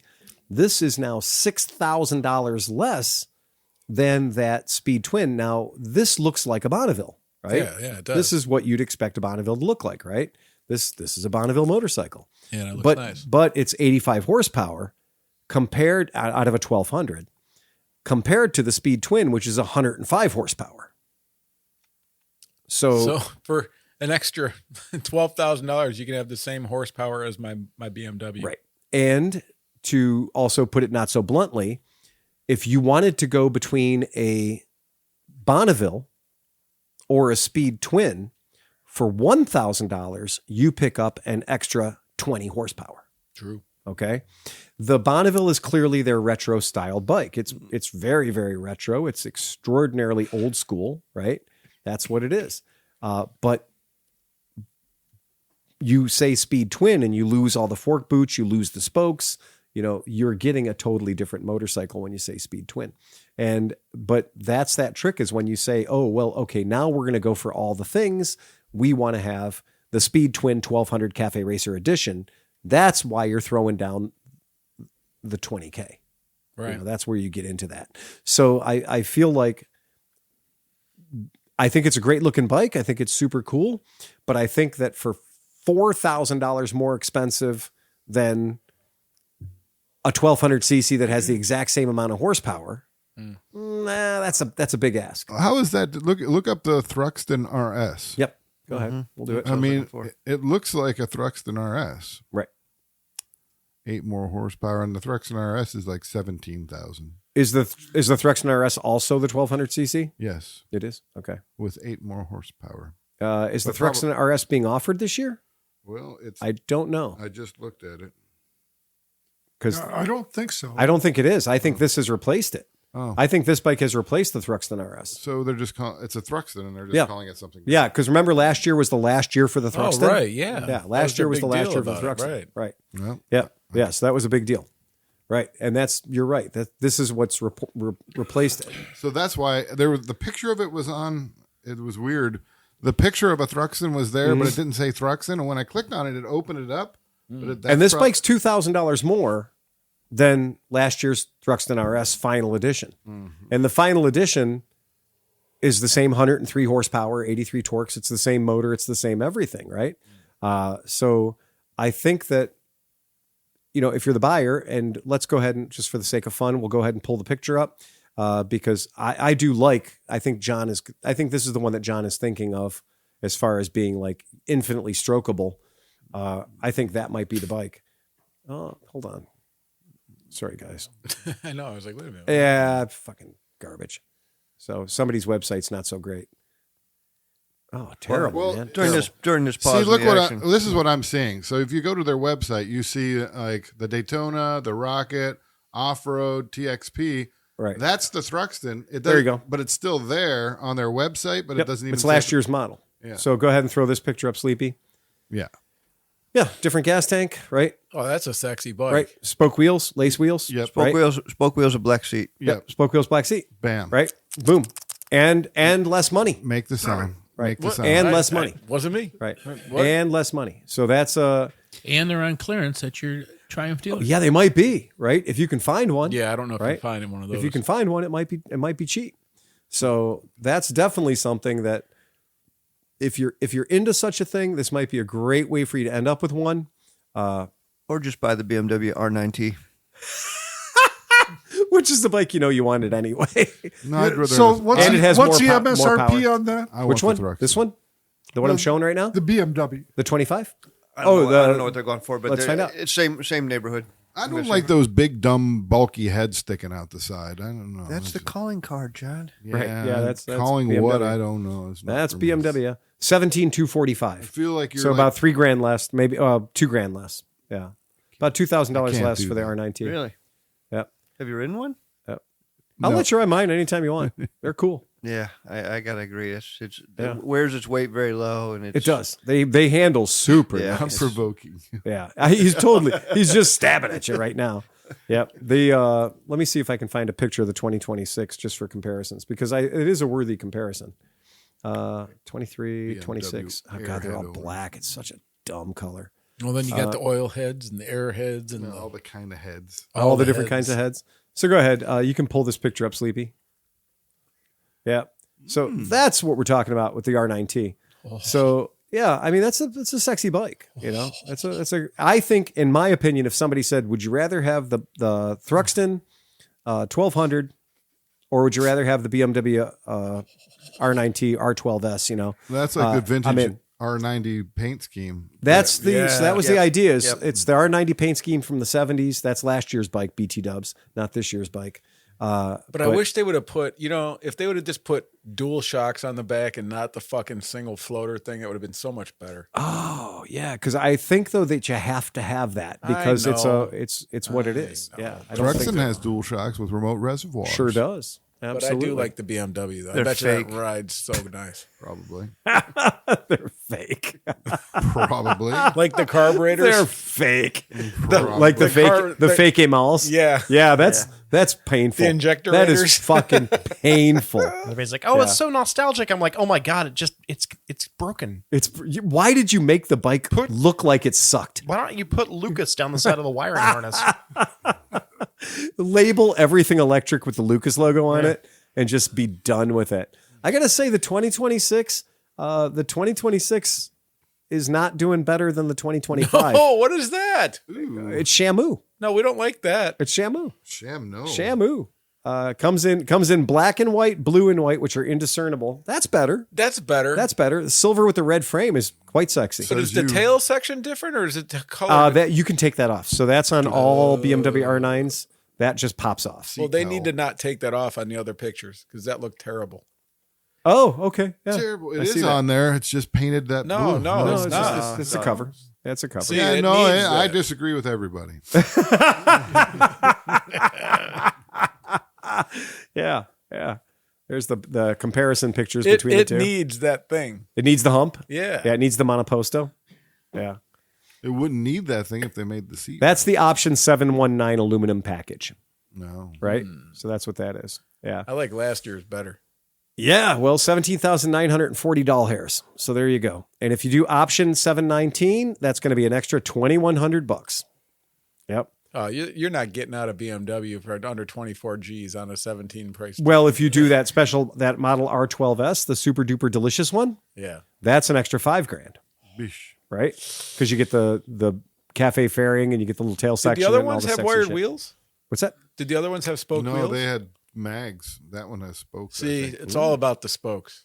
You got to have the spokes, especially if they're tubeless spokes. Yes, which with BMW, you know it is. Yeah. Right. It absolutely is. Guaranteed. Truxton. Sleepy has spoken. Yeah, you're right. So you get the poverty spec at 17,940, and that's got the alloy wheels. Yeah. They're cute. They're cool. I don't have a problem with them. But spokes are sexier. But if you're going to go, you might as well go big on that one because the other one's so much better looking. Again, my solution for all these bikes is find a 3-year-old one. Yeah, 100%. Right. Yeah. Just find a 3-year-old one, especially in today's market. Just find a 3-year-old version of whatever it is you want to buy. Right. And sometimes they're better.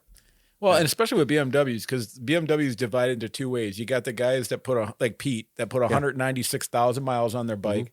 And then you got the guys that put $102,000 into them and 7 miles on them. Oh, believe me. So you just got to find one of those. The R9T that's in our shop right now is a 2015 first gen R9T. It's got the best clocks on it. It has the best gauges, the best everything, upside down shocks.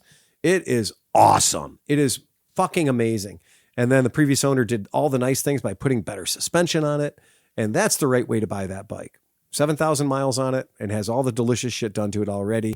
A Kropich exhaust, like money, all spent by somebody else. And then I look at the 40th anniversary, our R9T Urban I got, the Ewan McGregor bike, and that has got traditional forks in the front. It's got the world's worst clock. I mean, it's a clock. It's a speedometer, but it doesn't do any of the cool shit that the one that's 10 years older does perfectly. Right? So sometimes getting a bike that's 2 or 3 years old, you're actually getting the better bike because you have beat the enshittification. So if you can beat the enshittification of a product, you're doing good. Especially if it has records. Or something like you can Buy see the that it was bike- maintained or whatever. Buy the bike when the company realized they were spending too much money and they needed to cheapen it out. Buy that your bike. Does it do that dumb thing where you give the gas, it wants to fall to the right? It's not as violent as the Guzzi because the Guzzi carries its pistons up a little higher. Oh, okay. So with the Guzzi, the pistons are a wee bit higher than with the BMWs. The BMWs are lower. So when you crack a Guzzi wide open, it really gives you the torque effect. Oh, it'll stain your pants. Yeah. I was riding Smith's From the bike inside. for you. But you were like, "Hey, can you ride Smith's bike back from the fucking your warehouse a couple years ago?" Right. I'm down there, and everything was fine. I get to the stoplight, and I wanted to give it a bark. Crack this baby. I was like, "Vroom," and it was like, and it moved like 2.5 feet. I thought it was gonna fucking fall over. When a dude. 1400 yeah, is rotating on its crankshaft, some shit's happening. Yeah. I like to do a barrel roll on mine when I'm sitting at a stoplight. Really, people really are impressed by that move. I mean, look, when we were kids and we all got our first V8, I mean, that doesn't happen for modern children. But when I was a kid growing up and you got your first V8 and you'd sit at the light and you'd hit the gas, the whole car would shake. Yeah. And you're like, wow, that 454 cubic inch plant is a big plant. So if I give it a little gas, the whole car shifts. And when you can shift a Cutlass Supreme, that's a lot of mass. Yeah. Yeah. You're doing all right. Yeah. The class of the lass is judged by the mass of the ass, I guess. So so that was kind of fun. Yeah, it took you a little while to get that one, didn't it? Swearinger just threw $10 in the pot and Wait! asked a question. Have you checked? Oh, Mr. Yeah. First of all, Swearingen. Dave Swearingen with one of the best topic suggestions I've had yet today. Vespa has a new bike this year. I saw it. And so for the past several years, Vespa has done what they call the lunar calendar bikes. Slippy snake. Okay.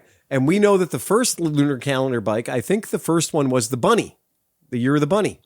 So I think the first lunar calendar bike was the Vespa 946 Rabbit. And the Vespa 946 Rabbit had this weird ass acid green paint job that Tom loved. 2023. Tom absolutely loved this fucking paint job, the Bunny. Right. And honestly, we started calling it the Bunny, and I think they picked up on it. And we're like, oh, that works. And Tom, so we're talking about the Bunny. Get your butt over here. we're talking about the Vespa 946 Bunny because Dave Swearingen asked us to talk about the horse. So the first year that they did the lunar calendars happened to be the Bunny. And the Bunny is this weird lime baby puke green color. Yeah. And it has these adorable, I'll say it, adorable cartoon bunnies on it. And there's a cartoon bunny on the leg shields and there's a cartoon bunny on its butt, on its hip. Now, a little bit about the 946. So the 946 came out in 2013, I think. Wait, are those 3-dimensional feet sticking off the top? No, that's an artistic representation. Okay. I was like, man, they took that to the Cool extreme. your jets. Yeah. Right. Are the feet removable? Yeah, the feet removable. So here's a picture of the bike showing its ass. That's the Bunny on the back. And so the 946, when it came out, was this very cutting edge, very Art Deco version of a Vespa. And it is all those things. But it's what happens when you go somewhere and they show you a prototype in clay and you're like, well, they're never going to build that. And then the next year they built it. And it didn't make any fucking sense because it doesn't have any underseat storage area.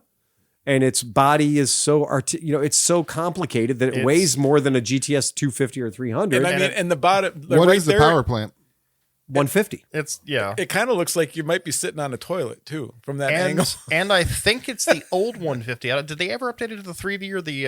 It's still the original ET4 power plant. So you're kind of power plant. Yeah, it's got that alien head. It's the leader motor. I think it's a leader motor, right? Leader? So I think it's a leader motor. And what I can promise you is, if you get one of these up to 65 miles an hour, you're winning. You're because it's not the world's peppiest And 150. it is because it's dragging around an extra 100 pounds of steel. And it's the most complicated rear suspension setup in the world. And you can't put two people on it unless you Nope. buy the extra long cantilevered seat and you the have helmet to take out box. 7 panels to get to the motor. These were not a great idea, right? So they weren't a great idea. But the original Vespa 946, when it came out, was the color and the texture and the metal of an Airstream trailer. Yeah.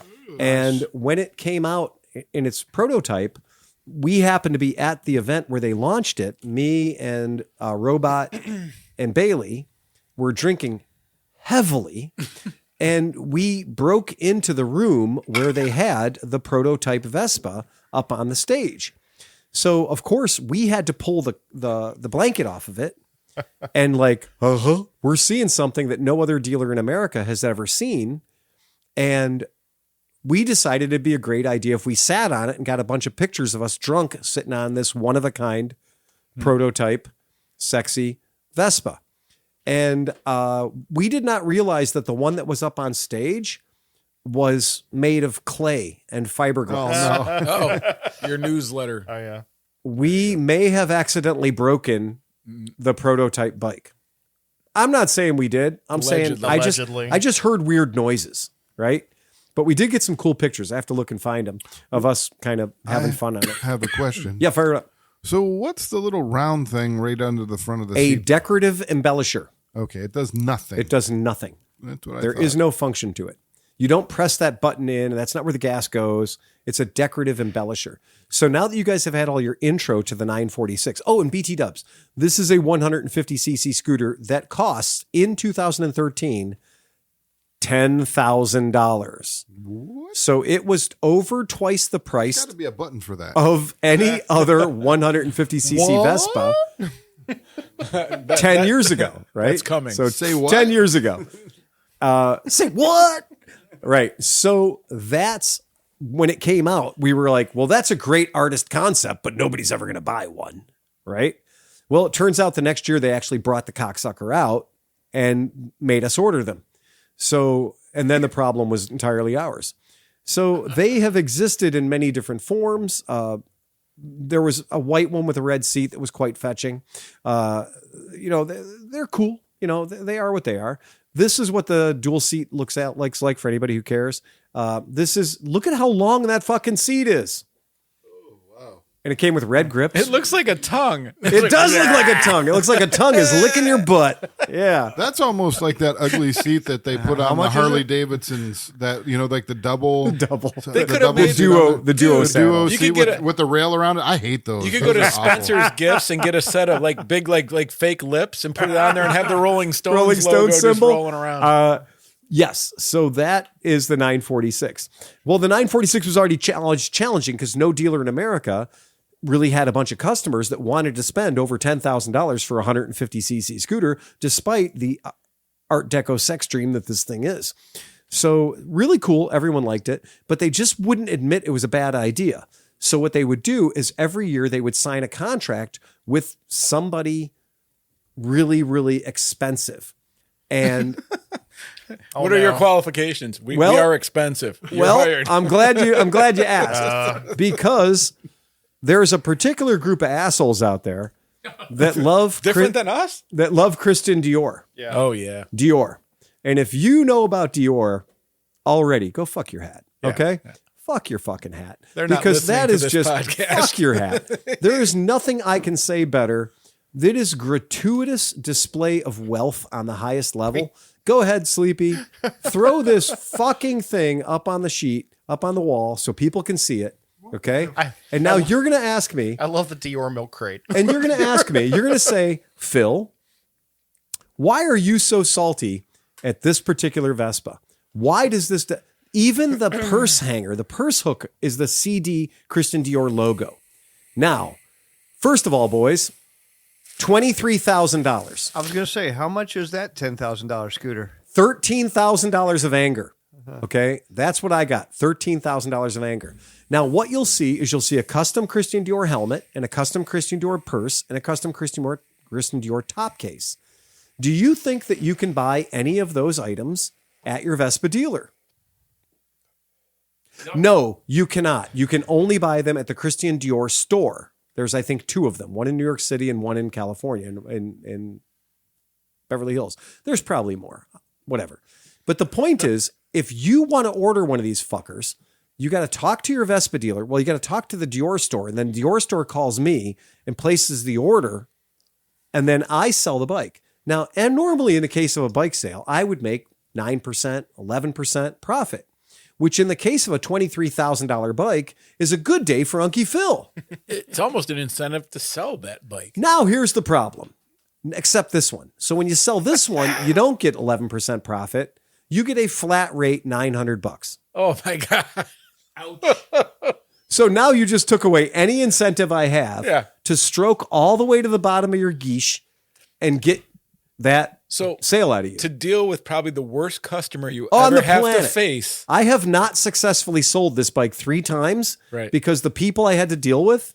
Oh yes, I'm calling about the Dior Vespa. Sure, $23,000. Well, can we get it with black trim instead of gold trim? No. It's what it is. It's a Christian Dior. Please tell me you actually yell at them. I'm not nice. I know to people, right? I'm like, no, you get it exactly the way it comes in. It's a fucking designer piece, right? Yeah. You're not going to yell at, Ferrari and tell them they put the wrong color seats in your car. Hey, Picasso, can you change this Right. fucking stripe over here? Right. You're buying the thing because it's a fucking Dior. And I love all the guys who are like, my wife has Dior everything, so I'm getting her a Dior Vespa. Really, it's $23,000. What else do you have that's white?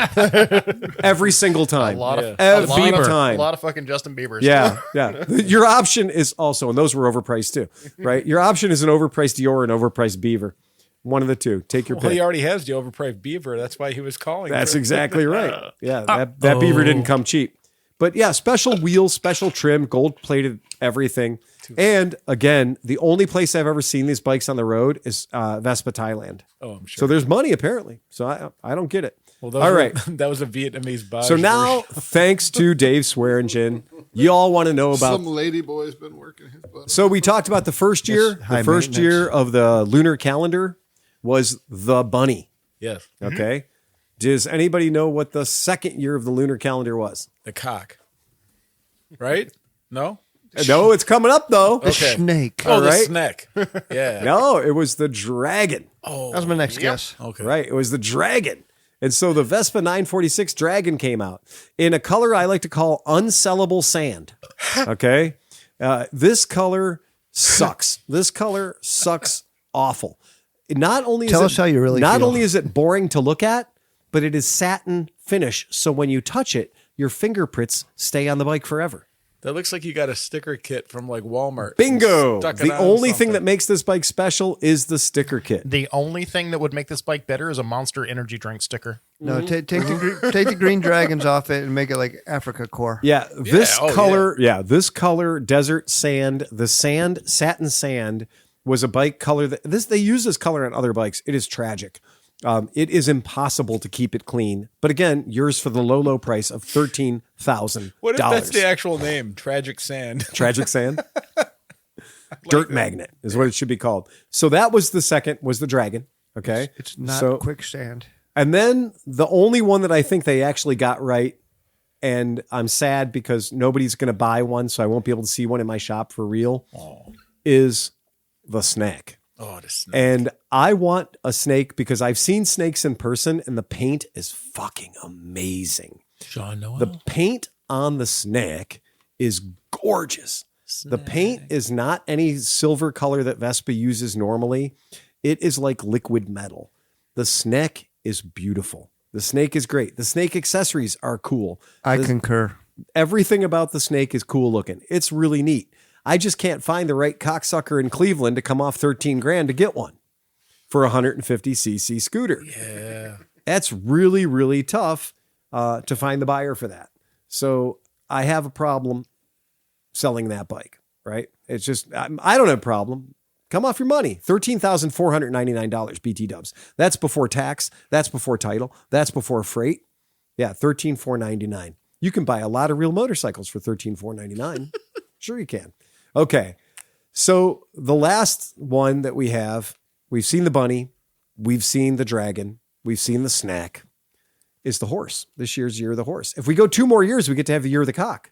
They should put them together. The horse cock. If you want to ride, yeah, ride the white horse. So the 946 horse is the new one. Oh. And I got to say, they've truly tested the limits of what the American buying public won't buy. Oh, man, this thing. Oh, as much as I say, there's a bunch of little nice touches to this bike that are pretty fucking cool, but nobody's going to buy it because it's poo brown. And look at this bike. Yeah. Oh, man. I think the color of the bike, the wheels, Gold wheels would have gold helped. wheel, like, you know what I mean? They could have could pull it off, but the trim is not right. The This black exhaust. Bike is brown on top of brown on top of brown on top of brown. Yeah. There is nothing on this bike that isn't brown. It needs a fire eagle on the front What fender. they put a gold horseshoe on that silver, on that disc that Sleepy was talking about earlier, the mystery disc under the seat. They put a gold horseshoe on there. They put a gold horseshoe on the back of the saddle, and the saddle is a fancy kind of leather that Vespa tried a bunch of years ago that stained everybody's pants Oh, is brown, that, shit is that brown. fucking Scudoni? Yeah. God damn it. So there we go. And then it's got brown leather grips and it's got brown leather cock holster wraps, those things And like all on the mirrors. for special editions, like usually you have so many in your showroom right now that have cool wheels. Like they have like little red stripes These are on just the wheels. brown powder coated. Yeah. Damn. Yeah, these are brown powder coated wheels. And again, $13,499. But I gotta say, just to be fair, to be completely fair, the image that I just threw up here, I mean, I threw up a little in my mouth. I just threw up too, yeah. Okay. So I want you to look at Is the horse grabbing his dick? The cock holster? What the hell's going on there? So, well, first of all, be careful about the way you use your gender nominatives with the Vespa marketing department this year, because we're having some trouble. All the girls and boys are wearing high-heeled shoes and stuff. Go to the website. It's pretty wild. But here's the problem. See that little shirt he's wearing? The horse shirt. The horse shirt. See the horse shirt? $399. Well, that's because the horse is grabbing his cock. You see the pants he's wearing? Yeah. $749 in the Vespa catalog, right? That's some horseshit. Those right are there. $3 at Goodwill, dude. Yeah, buddy. Yeah. That's where I get mine. Yeah, they come pre-fucked. Yeah. So anyway, the Vespa clothing is out of control this year. And I'm not joking. A polo shirt was over $350. You know, after seeing Vespa's marketing time and time again, as many antidepressants as Americans are having to be and need to be on, it's just in our water. I think Italians kind of need like some therapy because everybody looks so sad. Everyone looks sad. I've never seen a person in a Vespa ad smiling. I just haven't seen him smile. Now, keep in mind that this is the year of the horse. So next year we have the year of the goat, and then we have the year of the monkey. Renee's year of the monkey. That'll be fun. And then I think after that is year of the cock. So we had bunny, dragon, snack. They told us in our meeting that there wouldn't be a lunar calendar bike this year. And then 7 days later, here's the bike. They pooped this out. They pooped this out. Well, apparently they have a bunch of 946 tooling that they have never successfully paid for because they sell like 5 of these a year. Hey, we got any paint? We only have enough for half a thing. Well, this Let's I think mix them together. I think this is the espresso brown that used to be on the GTVs a couple of years ago. Oh. Yeah. So I think that, Vespa's not going to pay for custom paint more than once. So that's what it is. The Vespa horse. I'm on the edge of my seat waiting for the monkey. Yeah, right. How good are they going to? I think they did the bunny great. I honestly think they did a good job with the bunny. I will be interested to see. That's that saddle. Tom recognizes that leather. So when Vespa did this the first time and they launched the saddle, this particular leather came out in the GTV, everybody that rode this bike, if you were wearing light colored pants, blue jeans, khakis, the first time you got on the bike and sweated at all the dye from the saddle went into your pants. And I got customers, and GTVs are expensive bikes. No. And these customers are coming in and they're like, okay, I need $400 for my pants.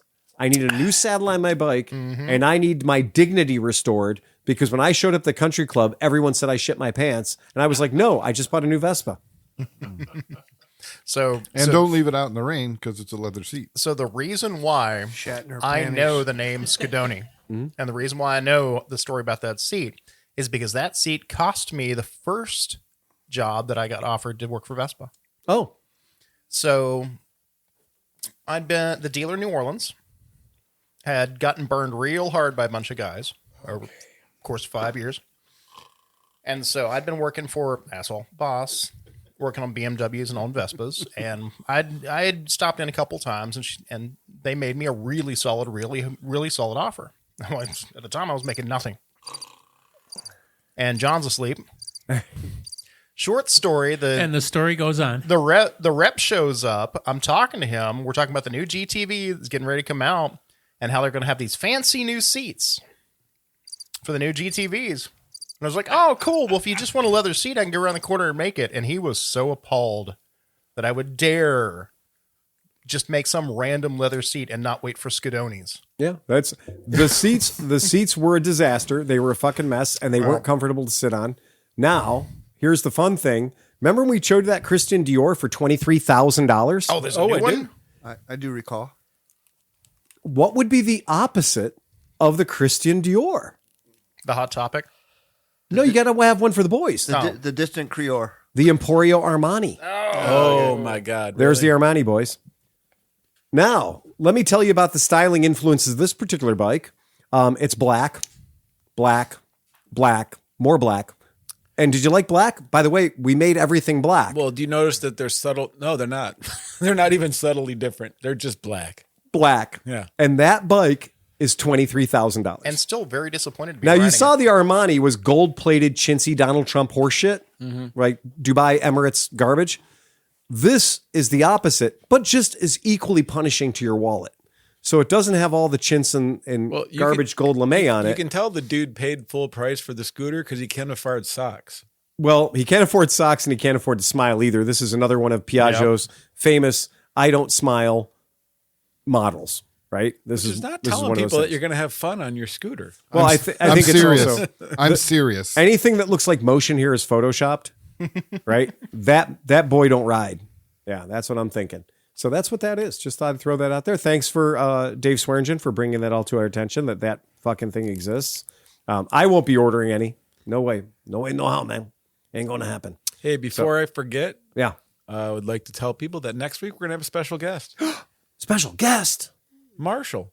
That's right. Marshall's going to be here. Yeah. I'm Yeah. stoked. Fantastic. So, Marshall Thomas? Yeah, yeah. Oh, I'm so so Marshall, stoked. who hangs out with us Yeah. at Mid Ohio, is a listener and a part, Yeah, you yeah, know, yeah. buddy and everything. He's stopping in. He's coming to Cleveland. He's going to hit the shop. He at, like- said he's going to be in town for work, right? yeah. Yeah, that's cool. That is freaking awesome. I got scared because when he was giving us an update, I was like, "Oh, you're going to be here tomorrow." And so we met Marshall Thompson down at AMA Vintage Days. He rolled up and just instantly slid into our camp like he'd been there for a million years. Yep. One of those guys that just the second you meet him, you're like, "I like this dude." Well, and we didn't kick him out, so he did fine. He did great. And also then you start talking to him, you're like, "Oh my God, this guy's like a cancer doctor, super cool, smart researcher." Like, oh, like he's actually contributing to society. Yeah, I was a little ashamed of myself. I was like, I don't know if I can talk to you, man. Yeah, Like, it's- social status and stuff. He's a cool dude. Yeah, he's a really he's cool in the guy. chat right now too. So Is he really? Oh, yeah. Hey, Hey, Marshall. Mr. Thompson, how you doing, sir? Yeah, we loved having you around. So we're looking forward to having you next week. It'll be great to have you here as a guest. And he's going to bring really special topics, he said. Oh, good. He just found that out right now. But He's got to work on that. well, He's got to work on as we all know, that we're all particular we're all thing. very special. All right. So I want his street legal trials Yamaha. oh, yeah, that was a fun bike. That thing goes over anything. bonkers. Yeah. Absolutely It bonkers. has like a 27-inch front tire, I think. Seriously, it's like a mountain bike tire, mountain bike wheel. Yeah, I absolutely was like, insane. I don't know how this turning radius. There seems to be a tree stump. Oh no, I'm over it. No, you're just gone. Yeah, it's under you now. Yeah, The front axle carries it about 2 feet. it does. I need to climb that. No, you're already over it. Yeah. Chill out. You can go upstairs on this bike. Yeah. What gear are you in? I don't know. I've never left first. And I haven't First, hit second, the third, they're throttle. all the same. It just goes over things Yeah. on its own. It just goes. Since we talked about the Triumph, don't call it a Thruxton, because that's dead. Indian, well done, Indian. Indian came out with their bike, and because Indian now is no longer part of Polaris, right? So they're their own jam, and we all thought it was going to be the death of them. It turns out it wasn't the death of them. So just coming in at just a hair under 20K, if you want it in the cheap poverty spec black, is their new bike. And I gotta say, I kind of fucking like it. And I couldn't figure out why I liked this bike so much. I mean, I like bikes. If you're gonna have a retro bike, I want the bike to look old. I want the bike to look legitimately old. And this is called the Chief Vintage. And it does look old. It looks like an old Kawasaki Oh, I got to pull this up. drifter. It really does. I mean, this motorcycle looks every single fucking bit like a Kawasaki 800 drifter. But the drifter was trying to look like this. Well, it was trying to look like the bike that this was based on. Right. Right. They're both aping. They're both copying the same bike from our history. I have no hate for this. I have no hate for this bike. Not I even a little I bit. cannot make myself not like this bike. Nope. And I would have to spend the extra $1,000 to get it in that red, Oh, 100%. because that color to me is iconic, emblematic of. There is that no other Indian. way to buy that motorcycle but in red. I'm going to say something here. Yeah, go ahead. I've never ridden an American V twin cruiser, Okay. but that one could bust my cherry right there. Well, the good news is, aren't they still Canadian? I don't know who owns them now. Close enough. Right. I do not know where the North America. I don't know what kind of noise to make for a cruiser. The first thing I would do with that bike is rebadge it with a vintage Potato. decal on the tank and take it to somebody who was really good at pinstriping and do a full pinstripe. Oh, has to. So this motorcycle One is shot too. Has to be one shot on top of the paint. Yeah. this motorcycle is made in Spirit Lake, Iowa. Oh, Okay. Oh God, Phil's We've had an accident. on Phil's set, throwing folks. things. He's throwing things. Hold I don't on. know what's Hold going on. Oh, let's Spirit make all Lake? Your the noises. microphone just fell Spirit off. Lake? Wow. Spirit Lake, Iowa. Yeah. Wow, that was weird. Spirit Lake, Iowa. The entire fucking microphone and the mic stand and the mic arm, everything just exploded. That was wild. So the engines are made in Osceola, Wisconsin, for people that are into that sort of thing. And then a lot of other parts are made in Roseau or Roscoe. Can we get that Minnesota. back up though? I wasn't done. What? Oh, yeah. Sleepy Even hasn't, here, I didn't get a chance to make the sound. Sleepy hasn't finished. No, I'm not all making this. right. This Here is we a go. cruiser. It has to have a different sound for the cruiser. But let me just see this thing again. I think this is a good one for. Dude, they got it so right. They didn't fuck anything up. Yes, they did. The exhaust. I But can't at least really see the that's exhaust. the trick, is they painted them invisible. So they painted the exhaust invisible. But that's fixable. But they'll fix that. Needs fishtails. The seat looks a little small. It's down low. Well, isn't the original just on a pogo stick anyway? Yeah, I get it, but it just looks a little small. yeah, and 721 pounds. Needs a big wide one with a did they have a chrome top rail shot? around Is it. it? Did they have dual caps? And is the tank like a dual tank? Is it big, like that's what I'd like to see though. All right, Yeah, we let's need find to out. see. Yeah, let's see. Let's find out. Let's see if there's more pictures. Yeah, there's dual caps. Yep. Oh, I want to see. It. Nothing from the top, huh? Come on. I don't give you the top view. They really are. I got to say, they're being fucking pretty stingy. Yeah, where's the gallery? Give me some fucking shots of that called next a to the teaser. Grand Canyon. Oh, there we go. There we Okay. go. There you got I that. literally Literally, you called said Grand Canyon, and congratulations, Sleepy. You just conjured up the Grand Canyon. He's in market. He's in marketing, you know. I've been working on manifesting shit, and it's coming. It is through, working, man. isn't it? Yeah, it's manifesting. Look at that. Yeah. So yeah, I mean, it's a cool looking bike, man. Oh, there's nothing wrong with that. That's pretty. Guys leaning against the wall waiting for a tow. Saying I wish I'd have bought a Vulcan. Oh, but he's man. a I wish I'd rebel. have bought a Drifter. They're insinuating he has no gear, so he's Right. just a badass out on his Indian. He's the homeless guy that just got done blowing the guy that paid for the Indian inside there, because $20 is $20. He's waiting for AAA to show up with gas because he didn't read the sign. Yeah, he's just giving his jaw a break. This is Uh-oh. So Osceola, Wisconsin is basically a suburb of the Twin Cities. is it really? Yeah. Oh, Just across the border, just north of where the interstate runs across. I'm telling you, this is not a bad looking motorcycle. There's nothing about this bike that I'm not enjoying right now. I think, aside from because this motor, when they designed the valve covers, they designed the pushrod tubes and everything on this bike. We saw that, a few years ago. This motor does look the business. This motor absolutely looks the business. The suspension it could be better. It's meant to be chrome covers and that kind of thing. But I like this bike. I think the blacked out treatment on everything is cool. And Pete nailed it. Put a set of fishtails on that thing, dude. Yeah, that's right where it needs to be. Maybe some kind of shag, leather shag somewhere. I don't know. But I think it's a really cool bike, and it's bare bones, but it's got spokes. Oh, It's, and if you put like the Shriner's fucking windscreen on it, it'd be perfect. Yeah, like right. Oh man, yeah, With the Shriner's hat. yeah, you got to wear the fez. Those Cooper Firestone knockoff tires. yeah. That's I mean, and that- really. I think that maybe from the factory you're getting something that's pretty similar to that. But when we pull up a picture of what this bike was based on, go ahead and throw this picture up. Oh wait, I did it again. That's the Kawasaki. Shit, I keep fucking it up. But Those are good pipes. those are great pipes, right? So It's got the saddle too. it's got the right saddle. So So it needs fringe. Where's the fringe hanging off the back of the set? That's what I was talking Chris, about. does yours have fringe on it? It does. It does. It does. Yeah. This has fringe, Right. man. Chicks dig that Chicks stuff. dig the fringe. But you can see on this bike, if you compare this bike to the Indian unit, that this bike actually has the rear fender valance, like the beautiful rear fender goes down a hell of a lot further than it does on the Indian.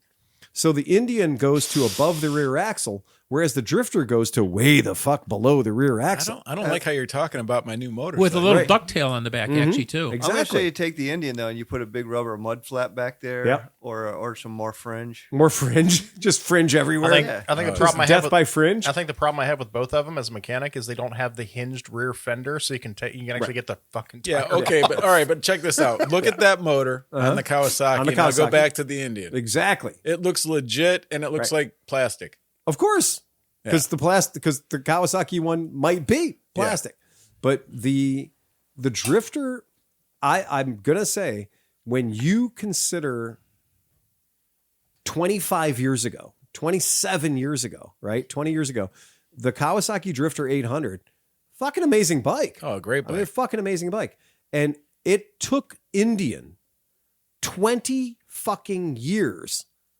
to do what Kawasaki did in 2000, right? That's something that you kind of go, all right, yeah, that's pretty cool. And I, again, pull this picture up. That's stock, right? That's what they look like. That's pretty cool. I think they should have named it the Grifter. The Grifter. Now, the 1500cc version of it didn't do anybody any favors. I don't care for that. They took the Vespa seat off that other thing. That thing looks like something a little kid would ride at the fair. The 1500, in my opinion, I think the 800 looks a hell of a lot better than the 1500. Yeah, proportions are better. I think the proportions are better. I think everything on the 800 is the way it is. And I've ridden Chris's 800, and How do you like that 800? I love it. I mean, always loved it. I loved it so much I bought it for you. Well, I mean, your money, but yeah. Right. I saw an opportunity to sell somebody a bike I always wanted, right? And You remember what we paid for that? $3K? back then? Yeah. $3,000. And that was And back that when? was with the 15? 2015 or something and like it was, and that came with a really good performance exhaust already on it. It's that bike was a Sordic deal then. Yeah. It's still a great bike. I noticed when when you're on that bike, you don't have to stop as much as you do with other bikes. Oh, I think your comfort level on that bike is high. That's interesting. Well, I wear a diaper too. Okay. No, but do you find like the seating position? It seems really comfortable. Oh, it's very comfortable. Yeah. Right. yeah. Plus, It is the a comfortable floorboards bike. are nice too. Yeah. It's a comfortable bike. And Kawasaki, I think, did a great job. The geometry is great. The aesthetics are great. I think Kawasaki did a beautiful job. They deserve to be, heralded for making a great bike. But Indian now, 25 years later, and How much? $20,000+. What did we say how much that bike was? That's 22 or something? Did you say? $20K if you want it in black, $21K if you want it in red, right? I mean, in today's bike, that's not terrible for what you're getting, I guess. No. But again, if you do want to look, I've done the work for you. There's a Kawasaki Drifter right here, model year 2003. It's got all the fringe already on it for Pete. There you go. So it's got the fringe already preloaded. 800 or 16? Got What's the that? windshield. That's 800. Yeah. So that's the 800. It's got the good windshield on it. Carburetors. It's got a carburetor. Yep. This is a carbureted bike. And this bike is $36.99. So $36.99 for a brand new 20-some-year-old, 22-year-old motorcycle, 23-year-old motorcycle. But you will love $36.99. the shit out of that bike. Exactly. You're going to enjoy that more than the $4,000 you're going to spend to own it. You know what I think about when I see a bike like that? For that kind of money? Yeah. If like somebody was coming from Europe or England or wherever, they wanted to just ride out into the American West and just like do the Americana thing. Yeah. You buy that bike for $3,000. $3,500, Yeah. $3,000. You ride it for a month or 2 months or 3 months, however long it takes to do your thing. And you could probably sell it for exactly what you paid for it. A gentleman that did exactly that thing. He wanted to do Route 66. He flew into New York City because of business. He had business to do. He contacted me from New York City because at the time I was selling a Yamaha Roadliner. So I had this big, beautiful Yamaha Roadliner. He called me and he says, "Are you selling that big, beautiful Roadliner for $6,000?" I said, "I am." $6,000, come and get it. And we all saw the bike. It was a really, really cool, gorgeous bike that did all the right stuff and give or take 2,000 cc's. I really like that bike. I love that bike, right? Really love that bike.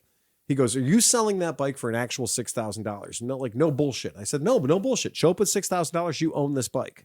He goes, can you pick me up at the airport? I said, of course I'll pick you up at the airport. I picked him up at the airport. In New York. He had left that part out. He had one bag. He had like a 30-liter duffel bag, right? Yeah. He had like a 30-liter duffel bag. And he came in and he goes,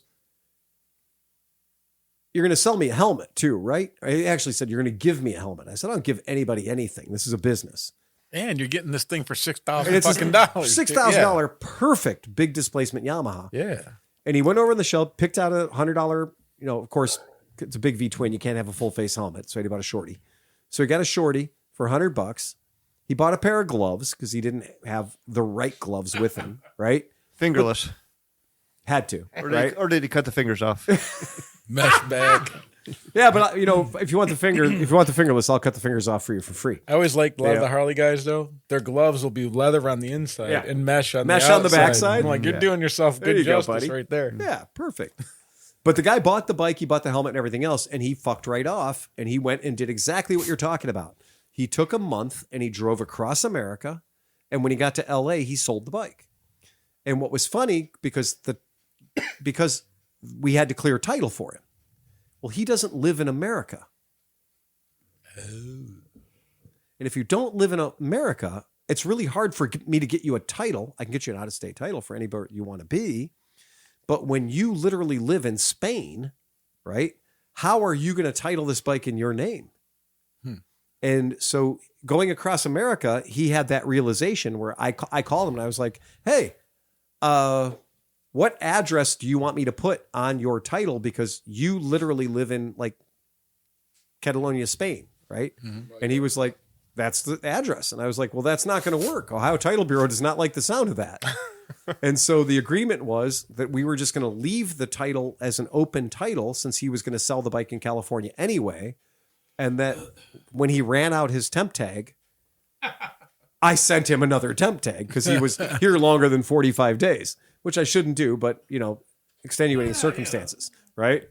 Allegedly. Allegedly. So what was funny was he got to California and he sold the bike in California. He listed it and he sold it, but he had to go through me to transfer the title in the new buyer's name. That wasn't shady at all. I was going to say, how'd you like to be the buyer on that? And this guy's like, I'm from Spain. Oh, the whole thing was super sketchy. sketch. Ohio. I flew into New York, but the guy in Ohio has the title. But he sold it for $8,000. Good for him. So he made $2,000 and got to drive across America in 45 days. That's a pretty cheap rental. Yeah. I've never had a rental that put money in my pocket before, right? Yeah, I'm going to be going to Mexico in 2 months, and I could find 2 bikes to rent for my Mexican trip. One of them is a Honda Dios 110, which is a pathetic little sad, horrible scooter. And then the other Dios one. Míos. Yes, exactly. The other one. Wait. Say that again. What? The Dios Yeah. Honda? Yeah. Oh, there's a guy who builds the shit out of them. Didn't I show? I sent some videos to the fucking the chat. Like there's really? ridiculous builds on those things. The Dio. Yeah. This is what this is. The Honda Dio. This is a spiteful, hateful little bike. Yeah, this thing will fucking Perfect. rip. Really? Well, the way the guy builds them, like, Okay. just totally ridiculous. Because they just seem to be just a 4-stroke, unloved, Well, these must lowest possible. Maybe these were older ones because they're 2-strokes. Okay, yeah. And he's showing him like he's building them out, and it's like crack the throttle, and it's just like spins the back tire. The Dio, we got it. We got the.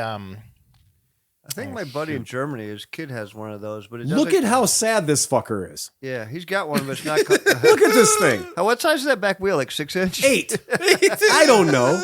Right. The front wheel and the back wheel are from 2 totally different bikes.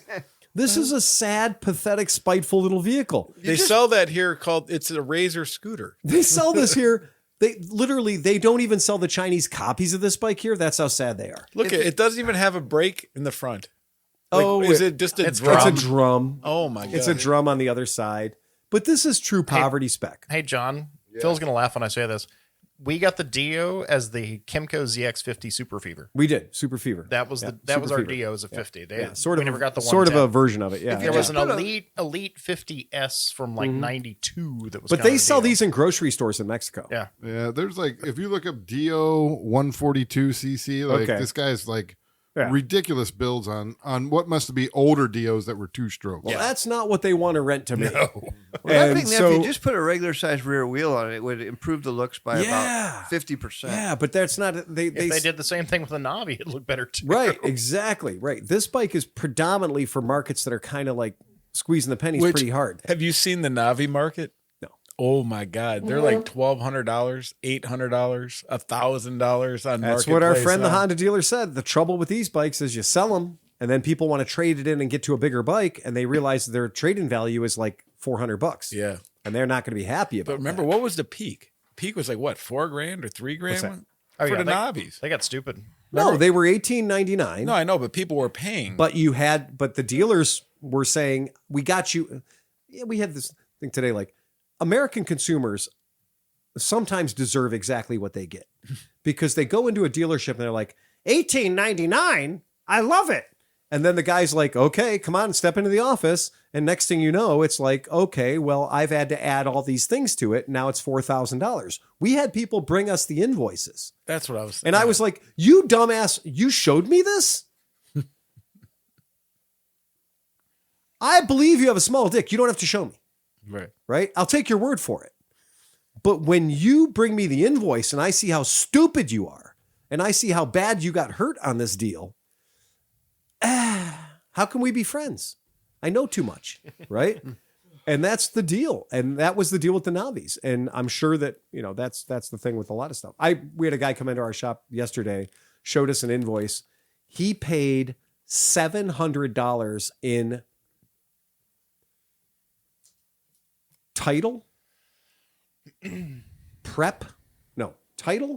paperwork, documentation fee, and registration.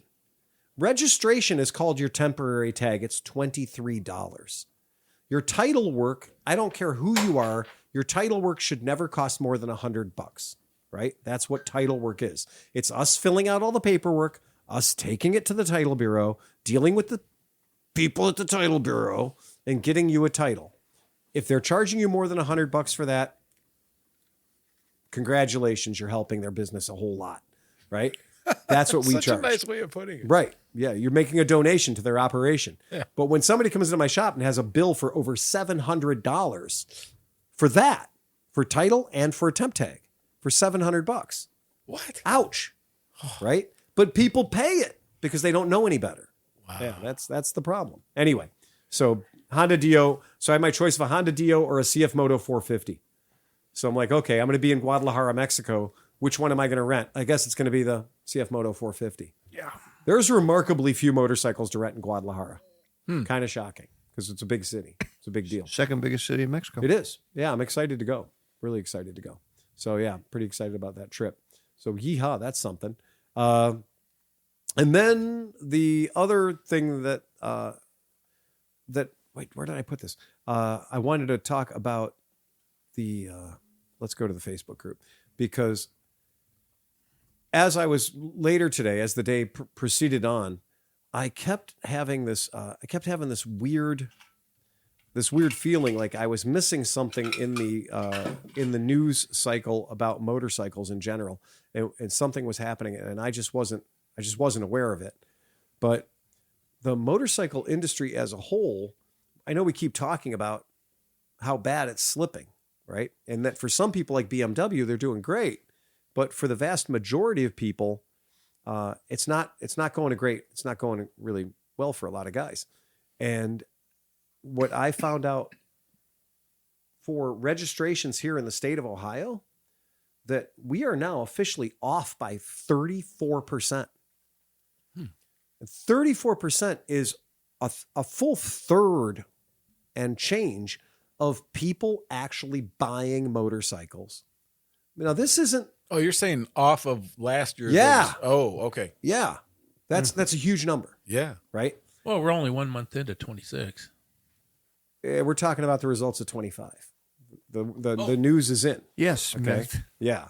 We're talking about the results Yeah, of the 2025. foot of snow outside is not real conducive to buying motorcycles. It's not right. Well, yeah, and we know that. Okay, that's not happening. Like, we didn't even move the truck for the past 3 days. The truck that blocks our door for security ppurposes, I was like, I'm not even moving. You haven't even turned the lights on in No, the showroom. you're right. You're right. I have literally kept I came the out showroom looking. dark. I came out looking for your nut and bolt collection, and you were like, "All right, let me turn the freaking lights I on." had to get you a flashlight.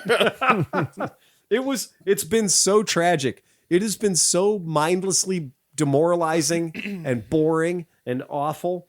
And if Tom wasn't back there putting together ancient Moto Guzzis and challenging me with parts that don't exist, right?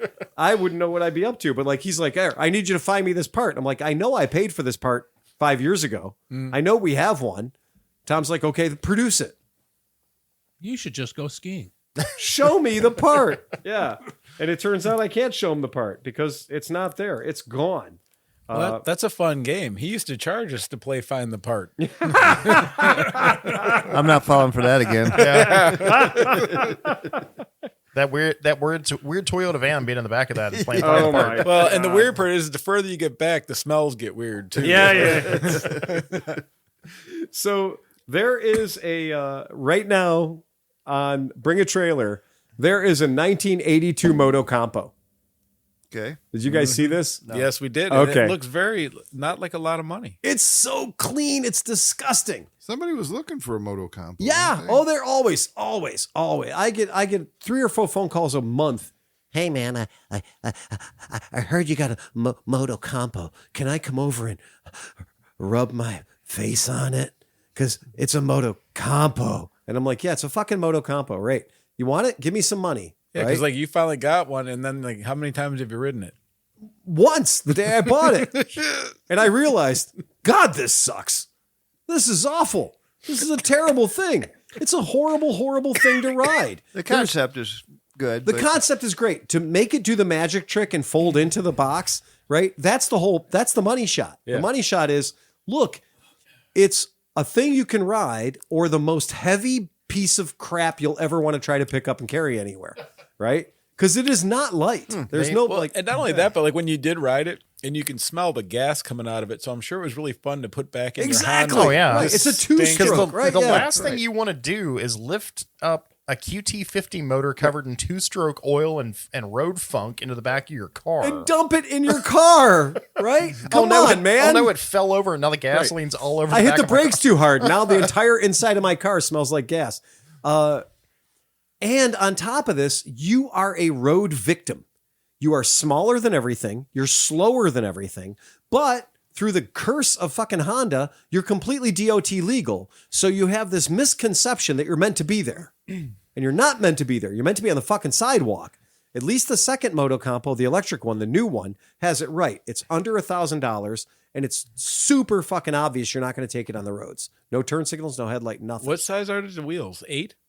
Yeah. Yeah, they're basically like rolling So suitcase if wheels. you throw it up for the people at home, this is tidy. I mean, I looked at every picture close. This is a super tidy Moto Compo. And currently it's got 16 hours left in the auction, and there's $2,500 on this thing. Which, little tip from your Uncle Phil, my one that I bought at Mid-Ohio, I paid $1,200 for. Yeah. Right?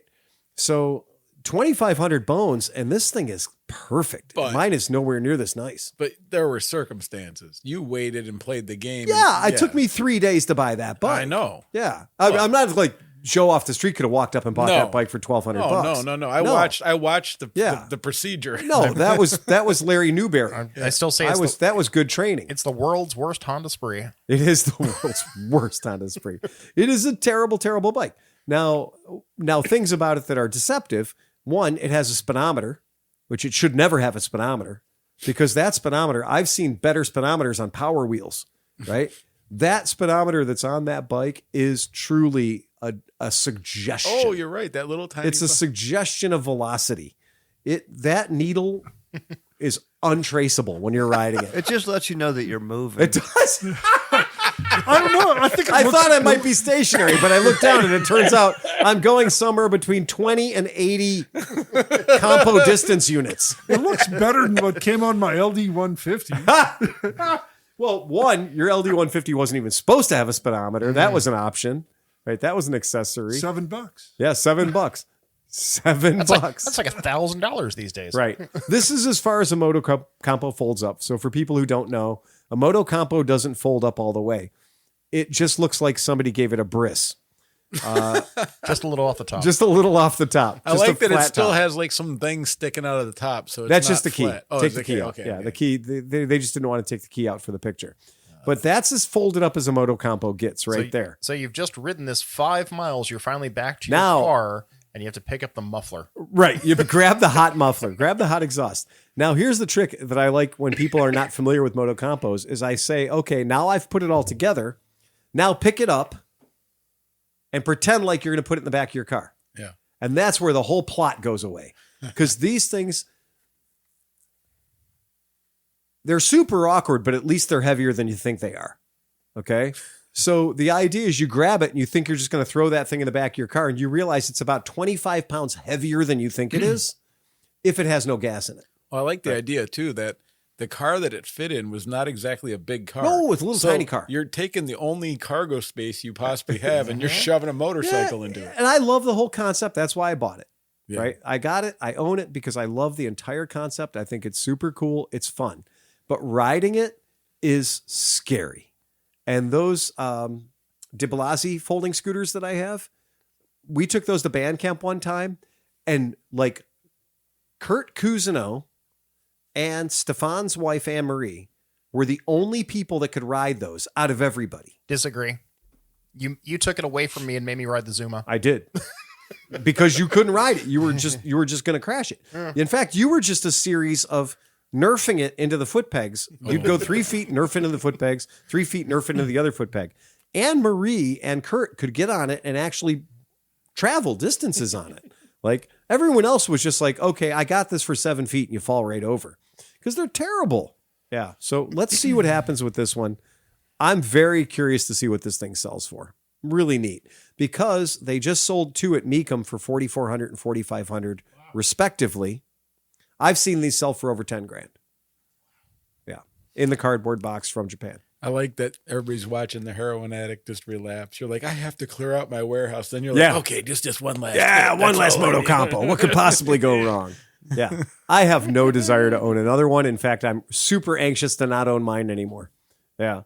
Yeah. If somebody makes me a really good offer on my red one, and the red one is like, it needs seals, right? It needs seals. It needs otters. It needs all the Well, stuff. I mean, if you're buying one of these and it hasn't been massaged, it's going to need all those things. It's been sitting since it was fabricated in 1982. Right. Anything between then and now is not good for it. So if you're going to ride it, you need to replace all the parts that have aged out. Yeah. And that means the tires and anything else that's not made of steel or aluminum, right? The plastic on it is going to be brittle as fuck. It's going to be crazed, and it's a 1982 thing, right? Mine's in really good shape, but that being said, if I decided this year I'm going to ride the Moto Compo twice, it would take me 4 hours of work and a $70 gasket kit, right? Otherwise, just keep looking at it. Ain't that cool, right? It's a lot easier to look at it and go, ain't that cool, than it is to put like 4 to 6 hours worth of work into it. And yeah, I'd ride it with the tires that are on it. Who cares? You're not going more than 20 anyway, so you're fine. You're going to crash anyhow, so why bother? Yeah. And if you think I'm bullshit, and you're like, no, I got a Moto Compo. I commute to work on it every day, 7 miles. Great. Put up or shut up, motherfucker. I got just the Moto Compo for you. Yeah, I'll make you a hell of a deal. So it is funny. When the people that are looking and commenting on this on Bring a Trailer, there's 2 groups of people, and there's only 2 groups of people. Wow, that's cool. Coolest thing I've ever seen. And then other people that are like, yeah, if this goes over $2,000, it's going too high. That kind of thing. So there are definitely people that have them and know them. And then there's people that are just fascinated by them, just like I was. Earlier in the chat, the guys were talking about the Mecum auction. I guess there's a lot of stuff going through. I think you're pointing it out too. So yeah, it seems like the prices aren't necessarily going super high. They're not.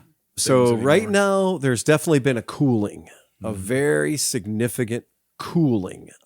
Some of the bikes that I was watching, I've got some customers right now that they called me again and they're like, hey, remember when you made me that offer on my 2018 Sportster? And I'm like, vaguely. Well, you said you could be $4,200 for my 2018 Sportster. I was like, oh.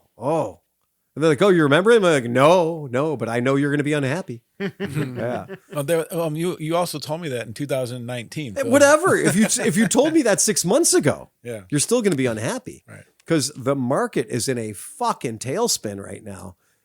National Power Sports Auction is still my favorite. I walk in there. I don't look at them to buy anything. I'm not participating to buy anything. I'm simply in there for the morbid body count. Like I am truly walking across a battlefield, just going like, that looks like it hurt. Wow. Didn't know you could take a shot there. You know, I am looking at that. Like when the warplanes came back across from the ocean and you were like, and it's still flying. Well, look at that. We don't need to fix any of those holes. You know, this market right now is tragic. If you can't find a good motorcycle for no money out in the market right now, you're not looking hard enough. Like any bike you want to buy, we just showed you a Vulcan for $3,600. Jesus Christ. Like when we bought Chris's 15 years ago, that was a sore dick deal for $3,000. That bike was still relatively new. Yeah, 3,000 miles on it. Yeah, 3,000 miles, and it was perfect condition too, and had all the cool shit. But that was a sore dick deal 15 years ago. That bike that we just showed you a picture of for $3,600 is equally a sore dick deal today because that's in today's dollars, not those dollars. A whole lot of inflation has happened in the past 15 years. But you can do carbs. well. What's that? Fuck But carbs. fuck carbs again. Yeah. Right. Well, Give me that Vulcan with a fuel injection. Oh, they did. It's an Indian. It's 20 grand. Yeah. the truth is it's a buyer's market. The problem is the buyer has to have money. That's true. That is absolutely true. And I get phone calls every day from buyers that just woke up this morning. They're like, I'm a buyer. And then I had to be the voice of reason to be like, you're a looker. You think you're a buyer, but you're not. You cannot finance a $5,000 15-year-old motorcycle. Call your bank. They might write you an extraordinarily predatory 23% signature loan right now. Or like one of those like firefighters credit unions or some shit might do it. Good luck. All my friends that were cops that were shady as fuck, they had terrible credit. They'd always have like some weird like, yeah, I'm part of the firemen's flagpole climbers social club fucking credit union. Oh, what'd you get a loan on? This rake. You're like, oh, okay, like whatever, dude. We had a customer fill out an app that he was like, it's okay, I know how I'm going to get financed. And I can't even remember the name of the company. So he's trying to buy a used motorcycle. And I got this phone call from the finance company. And this is a scam. Well, it's not a scam. It's a company that exists that's convincing people that they can use their company to buy things. When I heard a company advertise, like, would you like to finance this bag of groceries? I thought we'd truly reached the bottom of America as a culture. A sandwich. Right. Yeah. You'd like to finance this meal. Lunch right? at McDonald's. Right. Yeah. I see you're getting the 12-ounce New York strip. Would you like to finance that? Break it up into 3 payments. Yeah, break it up into only 3 payments. God. You can have this bitch paid for by breakfast. Now, company calls me up and says, hey, I'm calling about this bike. And I said, yeah, sure you are. Well, we have a customer. We're representing the financing for this customer. I said, oh my God, that's great. Couple of things I think you should know about right away is the motorcycle is over 10 years old. Yeah, we know. We don't care. Okay. You don't care. Great. What's the MSRP of the vehicle? Well, it's right on my website. You can take a look. It's all right there. There's nothing there to surprise you. Everything is right there in black and white. Okay. This happens to be a 15-year-old Moto Guzzi or a 15-year-old Ducati. So it is all the things that it is. $10,000? $10,000. Absolutely. Great. You're going to finance this guy. Yeah, we're going to finance this guy. Well, we don't do financing. Oh, really? What do you do? Well, we buy the motorcycle. Oh, that's nice. I like the sound of that. Yeah. I get out of this right. I love the sound of that. Keep talking. So I get all my dollars right now. And then we lease the motorcycle to him Oh, Jesus. because he has bad credit. And that's what our company does. We don't want to see a credit score. We don't need to see a credit score because we're not giving you any credit. We are leasing this bike back to you. No shit. They're leasing used vehicles. They're paying for the unit up front. But the reason I had to ditch them, the reason I had to get rid of them is they're like, well, we aren't going to pay the $10,000 you have listed for that bike. Our financial system says we're only going to pay you $6,200 for that bike. So you're going to have to write a separate loan to him for the other $4,000 to bring the value of the bike even. So he's going to pay you $100 a month, and then he's going to lease the rest from us for $219 a month. You have to be the most What desperate. about your hat? Like what? Yeah. Yeah. What the fuck? I mean, And they not said, as a bit- or unless I was willing to drop my price to $6,000 on the bike, if I drop my price to $6,000 on the bike, then they'll give me a check for the bike, and then they'll start anal fucking him. they're just fucking everybody. Yeah, they are. Oh, yeah, they are. Hey, this is it. You want to make the deal? You want to grease the wheels in today's economy? We got a way to do it. And I was shocked when I looked at the program, and it's a weekly lease. You pay every week. So they were like payments from $9.99, payments God, from it's $99. I was going to say, It holy is shit, it's a Rent-A-Center. rent to own. That's the joke. Right? Oh, dude. Yeah. And it's a real thing. And there's people lining up to do business with them. Yes. Oh, yeah. Yeah. This guy was like, it's okay. I got it all figured out. Wasted like 2 hours of my I was time. going to say, maybe you shouldn't buy a Ducati, buddy. Well, I mean, it would have been the same story had he been trying to buy a used Moto Guzzi or any other vehicle in my shop. But what's that company going to do once it owns the bike? I mean, it does own the bike. The guy's going to stop making his payments. Of course so he now, is. So now they own a fucking bike. Right. That they got nothing to do with it. Well, now they can just find another if they leaser. go pick it up. Do you remember the Troubled Asset Relief Program from a couple of years ago? Tarp, baby. Tarp. Yeah, we can hope that's what's going to happen next, because otherwise it's going to be the 30s again. And we talked about this before, how remember when there was a housing crisis in America because we overvalued all the houses that we wrote bad loans on? Well, right now it's an automotive crisis because we are writing insane loans on cars at 18, 20, 23% interest. And those vehicles are going to be upside down. There's no way they cannot be upside down in 24 months. There's a YouTube channel. Yeah. There's a dude in New Jersey, and they have like a high-end used car dealership. Mm-hmm. And so they get all these like people from New York that are rolling in there that just want to get these big baller cars and stuff. And so he somehow asked them to, like, you know, if they want to be in the videos. So they're in the videos. And so they're doing the financing. And he's like, okay, so I got you at $62,000 for your trade-in, but you owe $94 on it. So that's going to put you at negative $34,000 to start. Now you want this car that's $150,000. So your payment's going to be $4,392 a month. Are you cool with that? And they're all like, yep, okay. Yeah. You're like, what? Yeah. That's Bernie Moreno. Yeah, that's exactly right. It's insane. That is exactly right.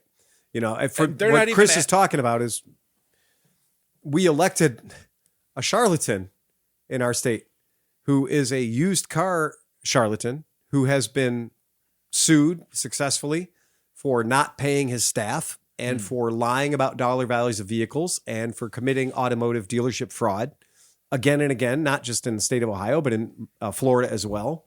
And despite all that and convictions, he got elected because he got the Trump bump. And he, you know, they decided he was the right choice for Ohio. Well, Peter Thiel, too, Right. threw in like $10 Exactly. billion to get him elected. Right, to get him elected. But the point is he's an actual criminal. And Yeah.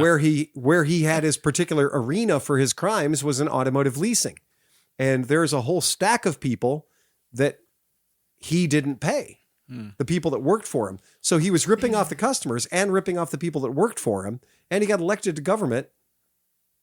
Congratulations. Which is a much larger group of people you can rip off. Well, and so, you know, in the automotive industry, when you bring up Moreno's name, all of us that sell things and have dealer's licenses are all like, whoa, whoa, whoa, whoa. That guy literally had his dealer license taken away from him, right? That guy went to court and lost for several counts of fraud and theft and, you know, defrauding his staff and his employees. And again, if you're going to be a cocksucker, if you're going to be a criminal, pay your staff, right? If you pay your staff, you at least keep them honest. They might hide the bodies a little better for you and not be so inclined to help the FBI when they call. But in this case, he didn't. And so there was a lot of people lined up to be like, oh, yeah, I'll testify. Sure. Yeah. The moto lease situation, that's one of those things where if you think that you want to buy something bad enough that you're thinking about doing a moto lease, you need to stop. You need to. I bought a motorcycle once many, many years ago by selling my plasma. True story. All right. I called the bike blood money, right? But you can do that and you'll have that motorcycle in about 6 months, right? Because plasma, they pay more for it than you think, right? Not blood. Blood's cheap. Plasma. Spend the extra time, give them the plasma. But watch that shit. Watch that. When people are trying to sell you something and they're like, oh, it's only $93 a month. Be very fucking careful. Yeah, be careful. Because I deal with that every day. I look at these loans. For 90 months and a balloon payment at the end. Right. Well, that's the other thing too is, even BMW right now in their finance program, they're saying it's $219 a month. But then at the end, there's a $5,000 payment. How is that not a lease? Right. Right? Yeah, you're right. I mean, I understand they calling it financing. You have to have the credit score to get it. But when they say, oh, your payment's $199 a month or whatever, but they're not putting in the big print that at the end of it all, there's a $5,000 or $6,000 balloon payment at the end. Fuck, man. That's where I come from. That's a lease. Yeah. Because at the end of your term of payment, that balloon payment is probably more than the KBB or NADA JD Power of that vehicle. Yep. At the end. And that's where it's fucked up. And you guys mentioned earlier, what do? Well, when you collect all this bad debt in the form of it's got two wheels, you got to pay somebody to go out and get it. If the guy's not nice enough to bring it back into your shop for you, you got to go get it. And that is the worst kind of repo on the planet. Ask Harley Davidson, right? That bad loan money that's sitting out there is millions and millions and millions of dollars. And I honestly don't think they're going to get it back. I just don't. So, yeah, that's the jam. Anything else? Anybody got a joke? Yeah. Oh, wait, we have joke music. We have joke music? It's time for Smith's jokes. Ladies and gentlemen, welcome Chris Smith. He's come all the way from Lakewood, Ohio to tell you some jokes tonight. Give it up Make for me laugh. Chris Smith. Christmas. Make me laugh, funny boy. A woman holding her little baby gets onto a bus. The driver says, wow, that's an ugly baby. The woman's outraged, but says nothing. As she walks to the back to an open seat, another passenger sees that she's upset and asks why. She says, that bus driver was so rude and insulting.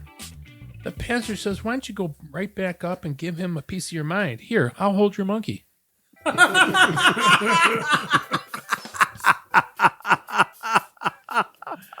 Dun, dun, on that, folks, remember to ride fast and take chances. Play us out here, Johnny Mac. Bum, bum, bum, bum, bum, bum, bum, bum, bum, bum, bum, bum. Cinch is still laughing.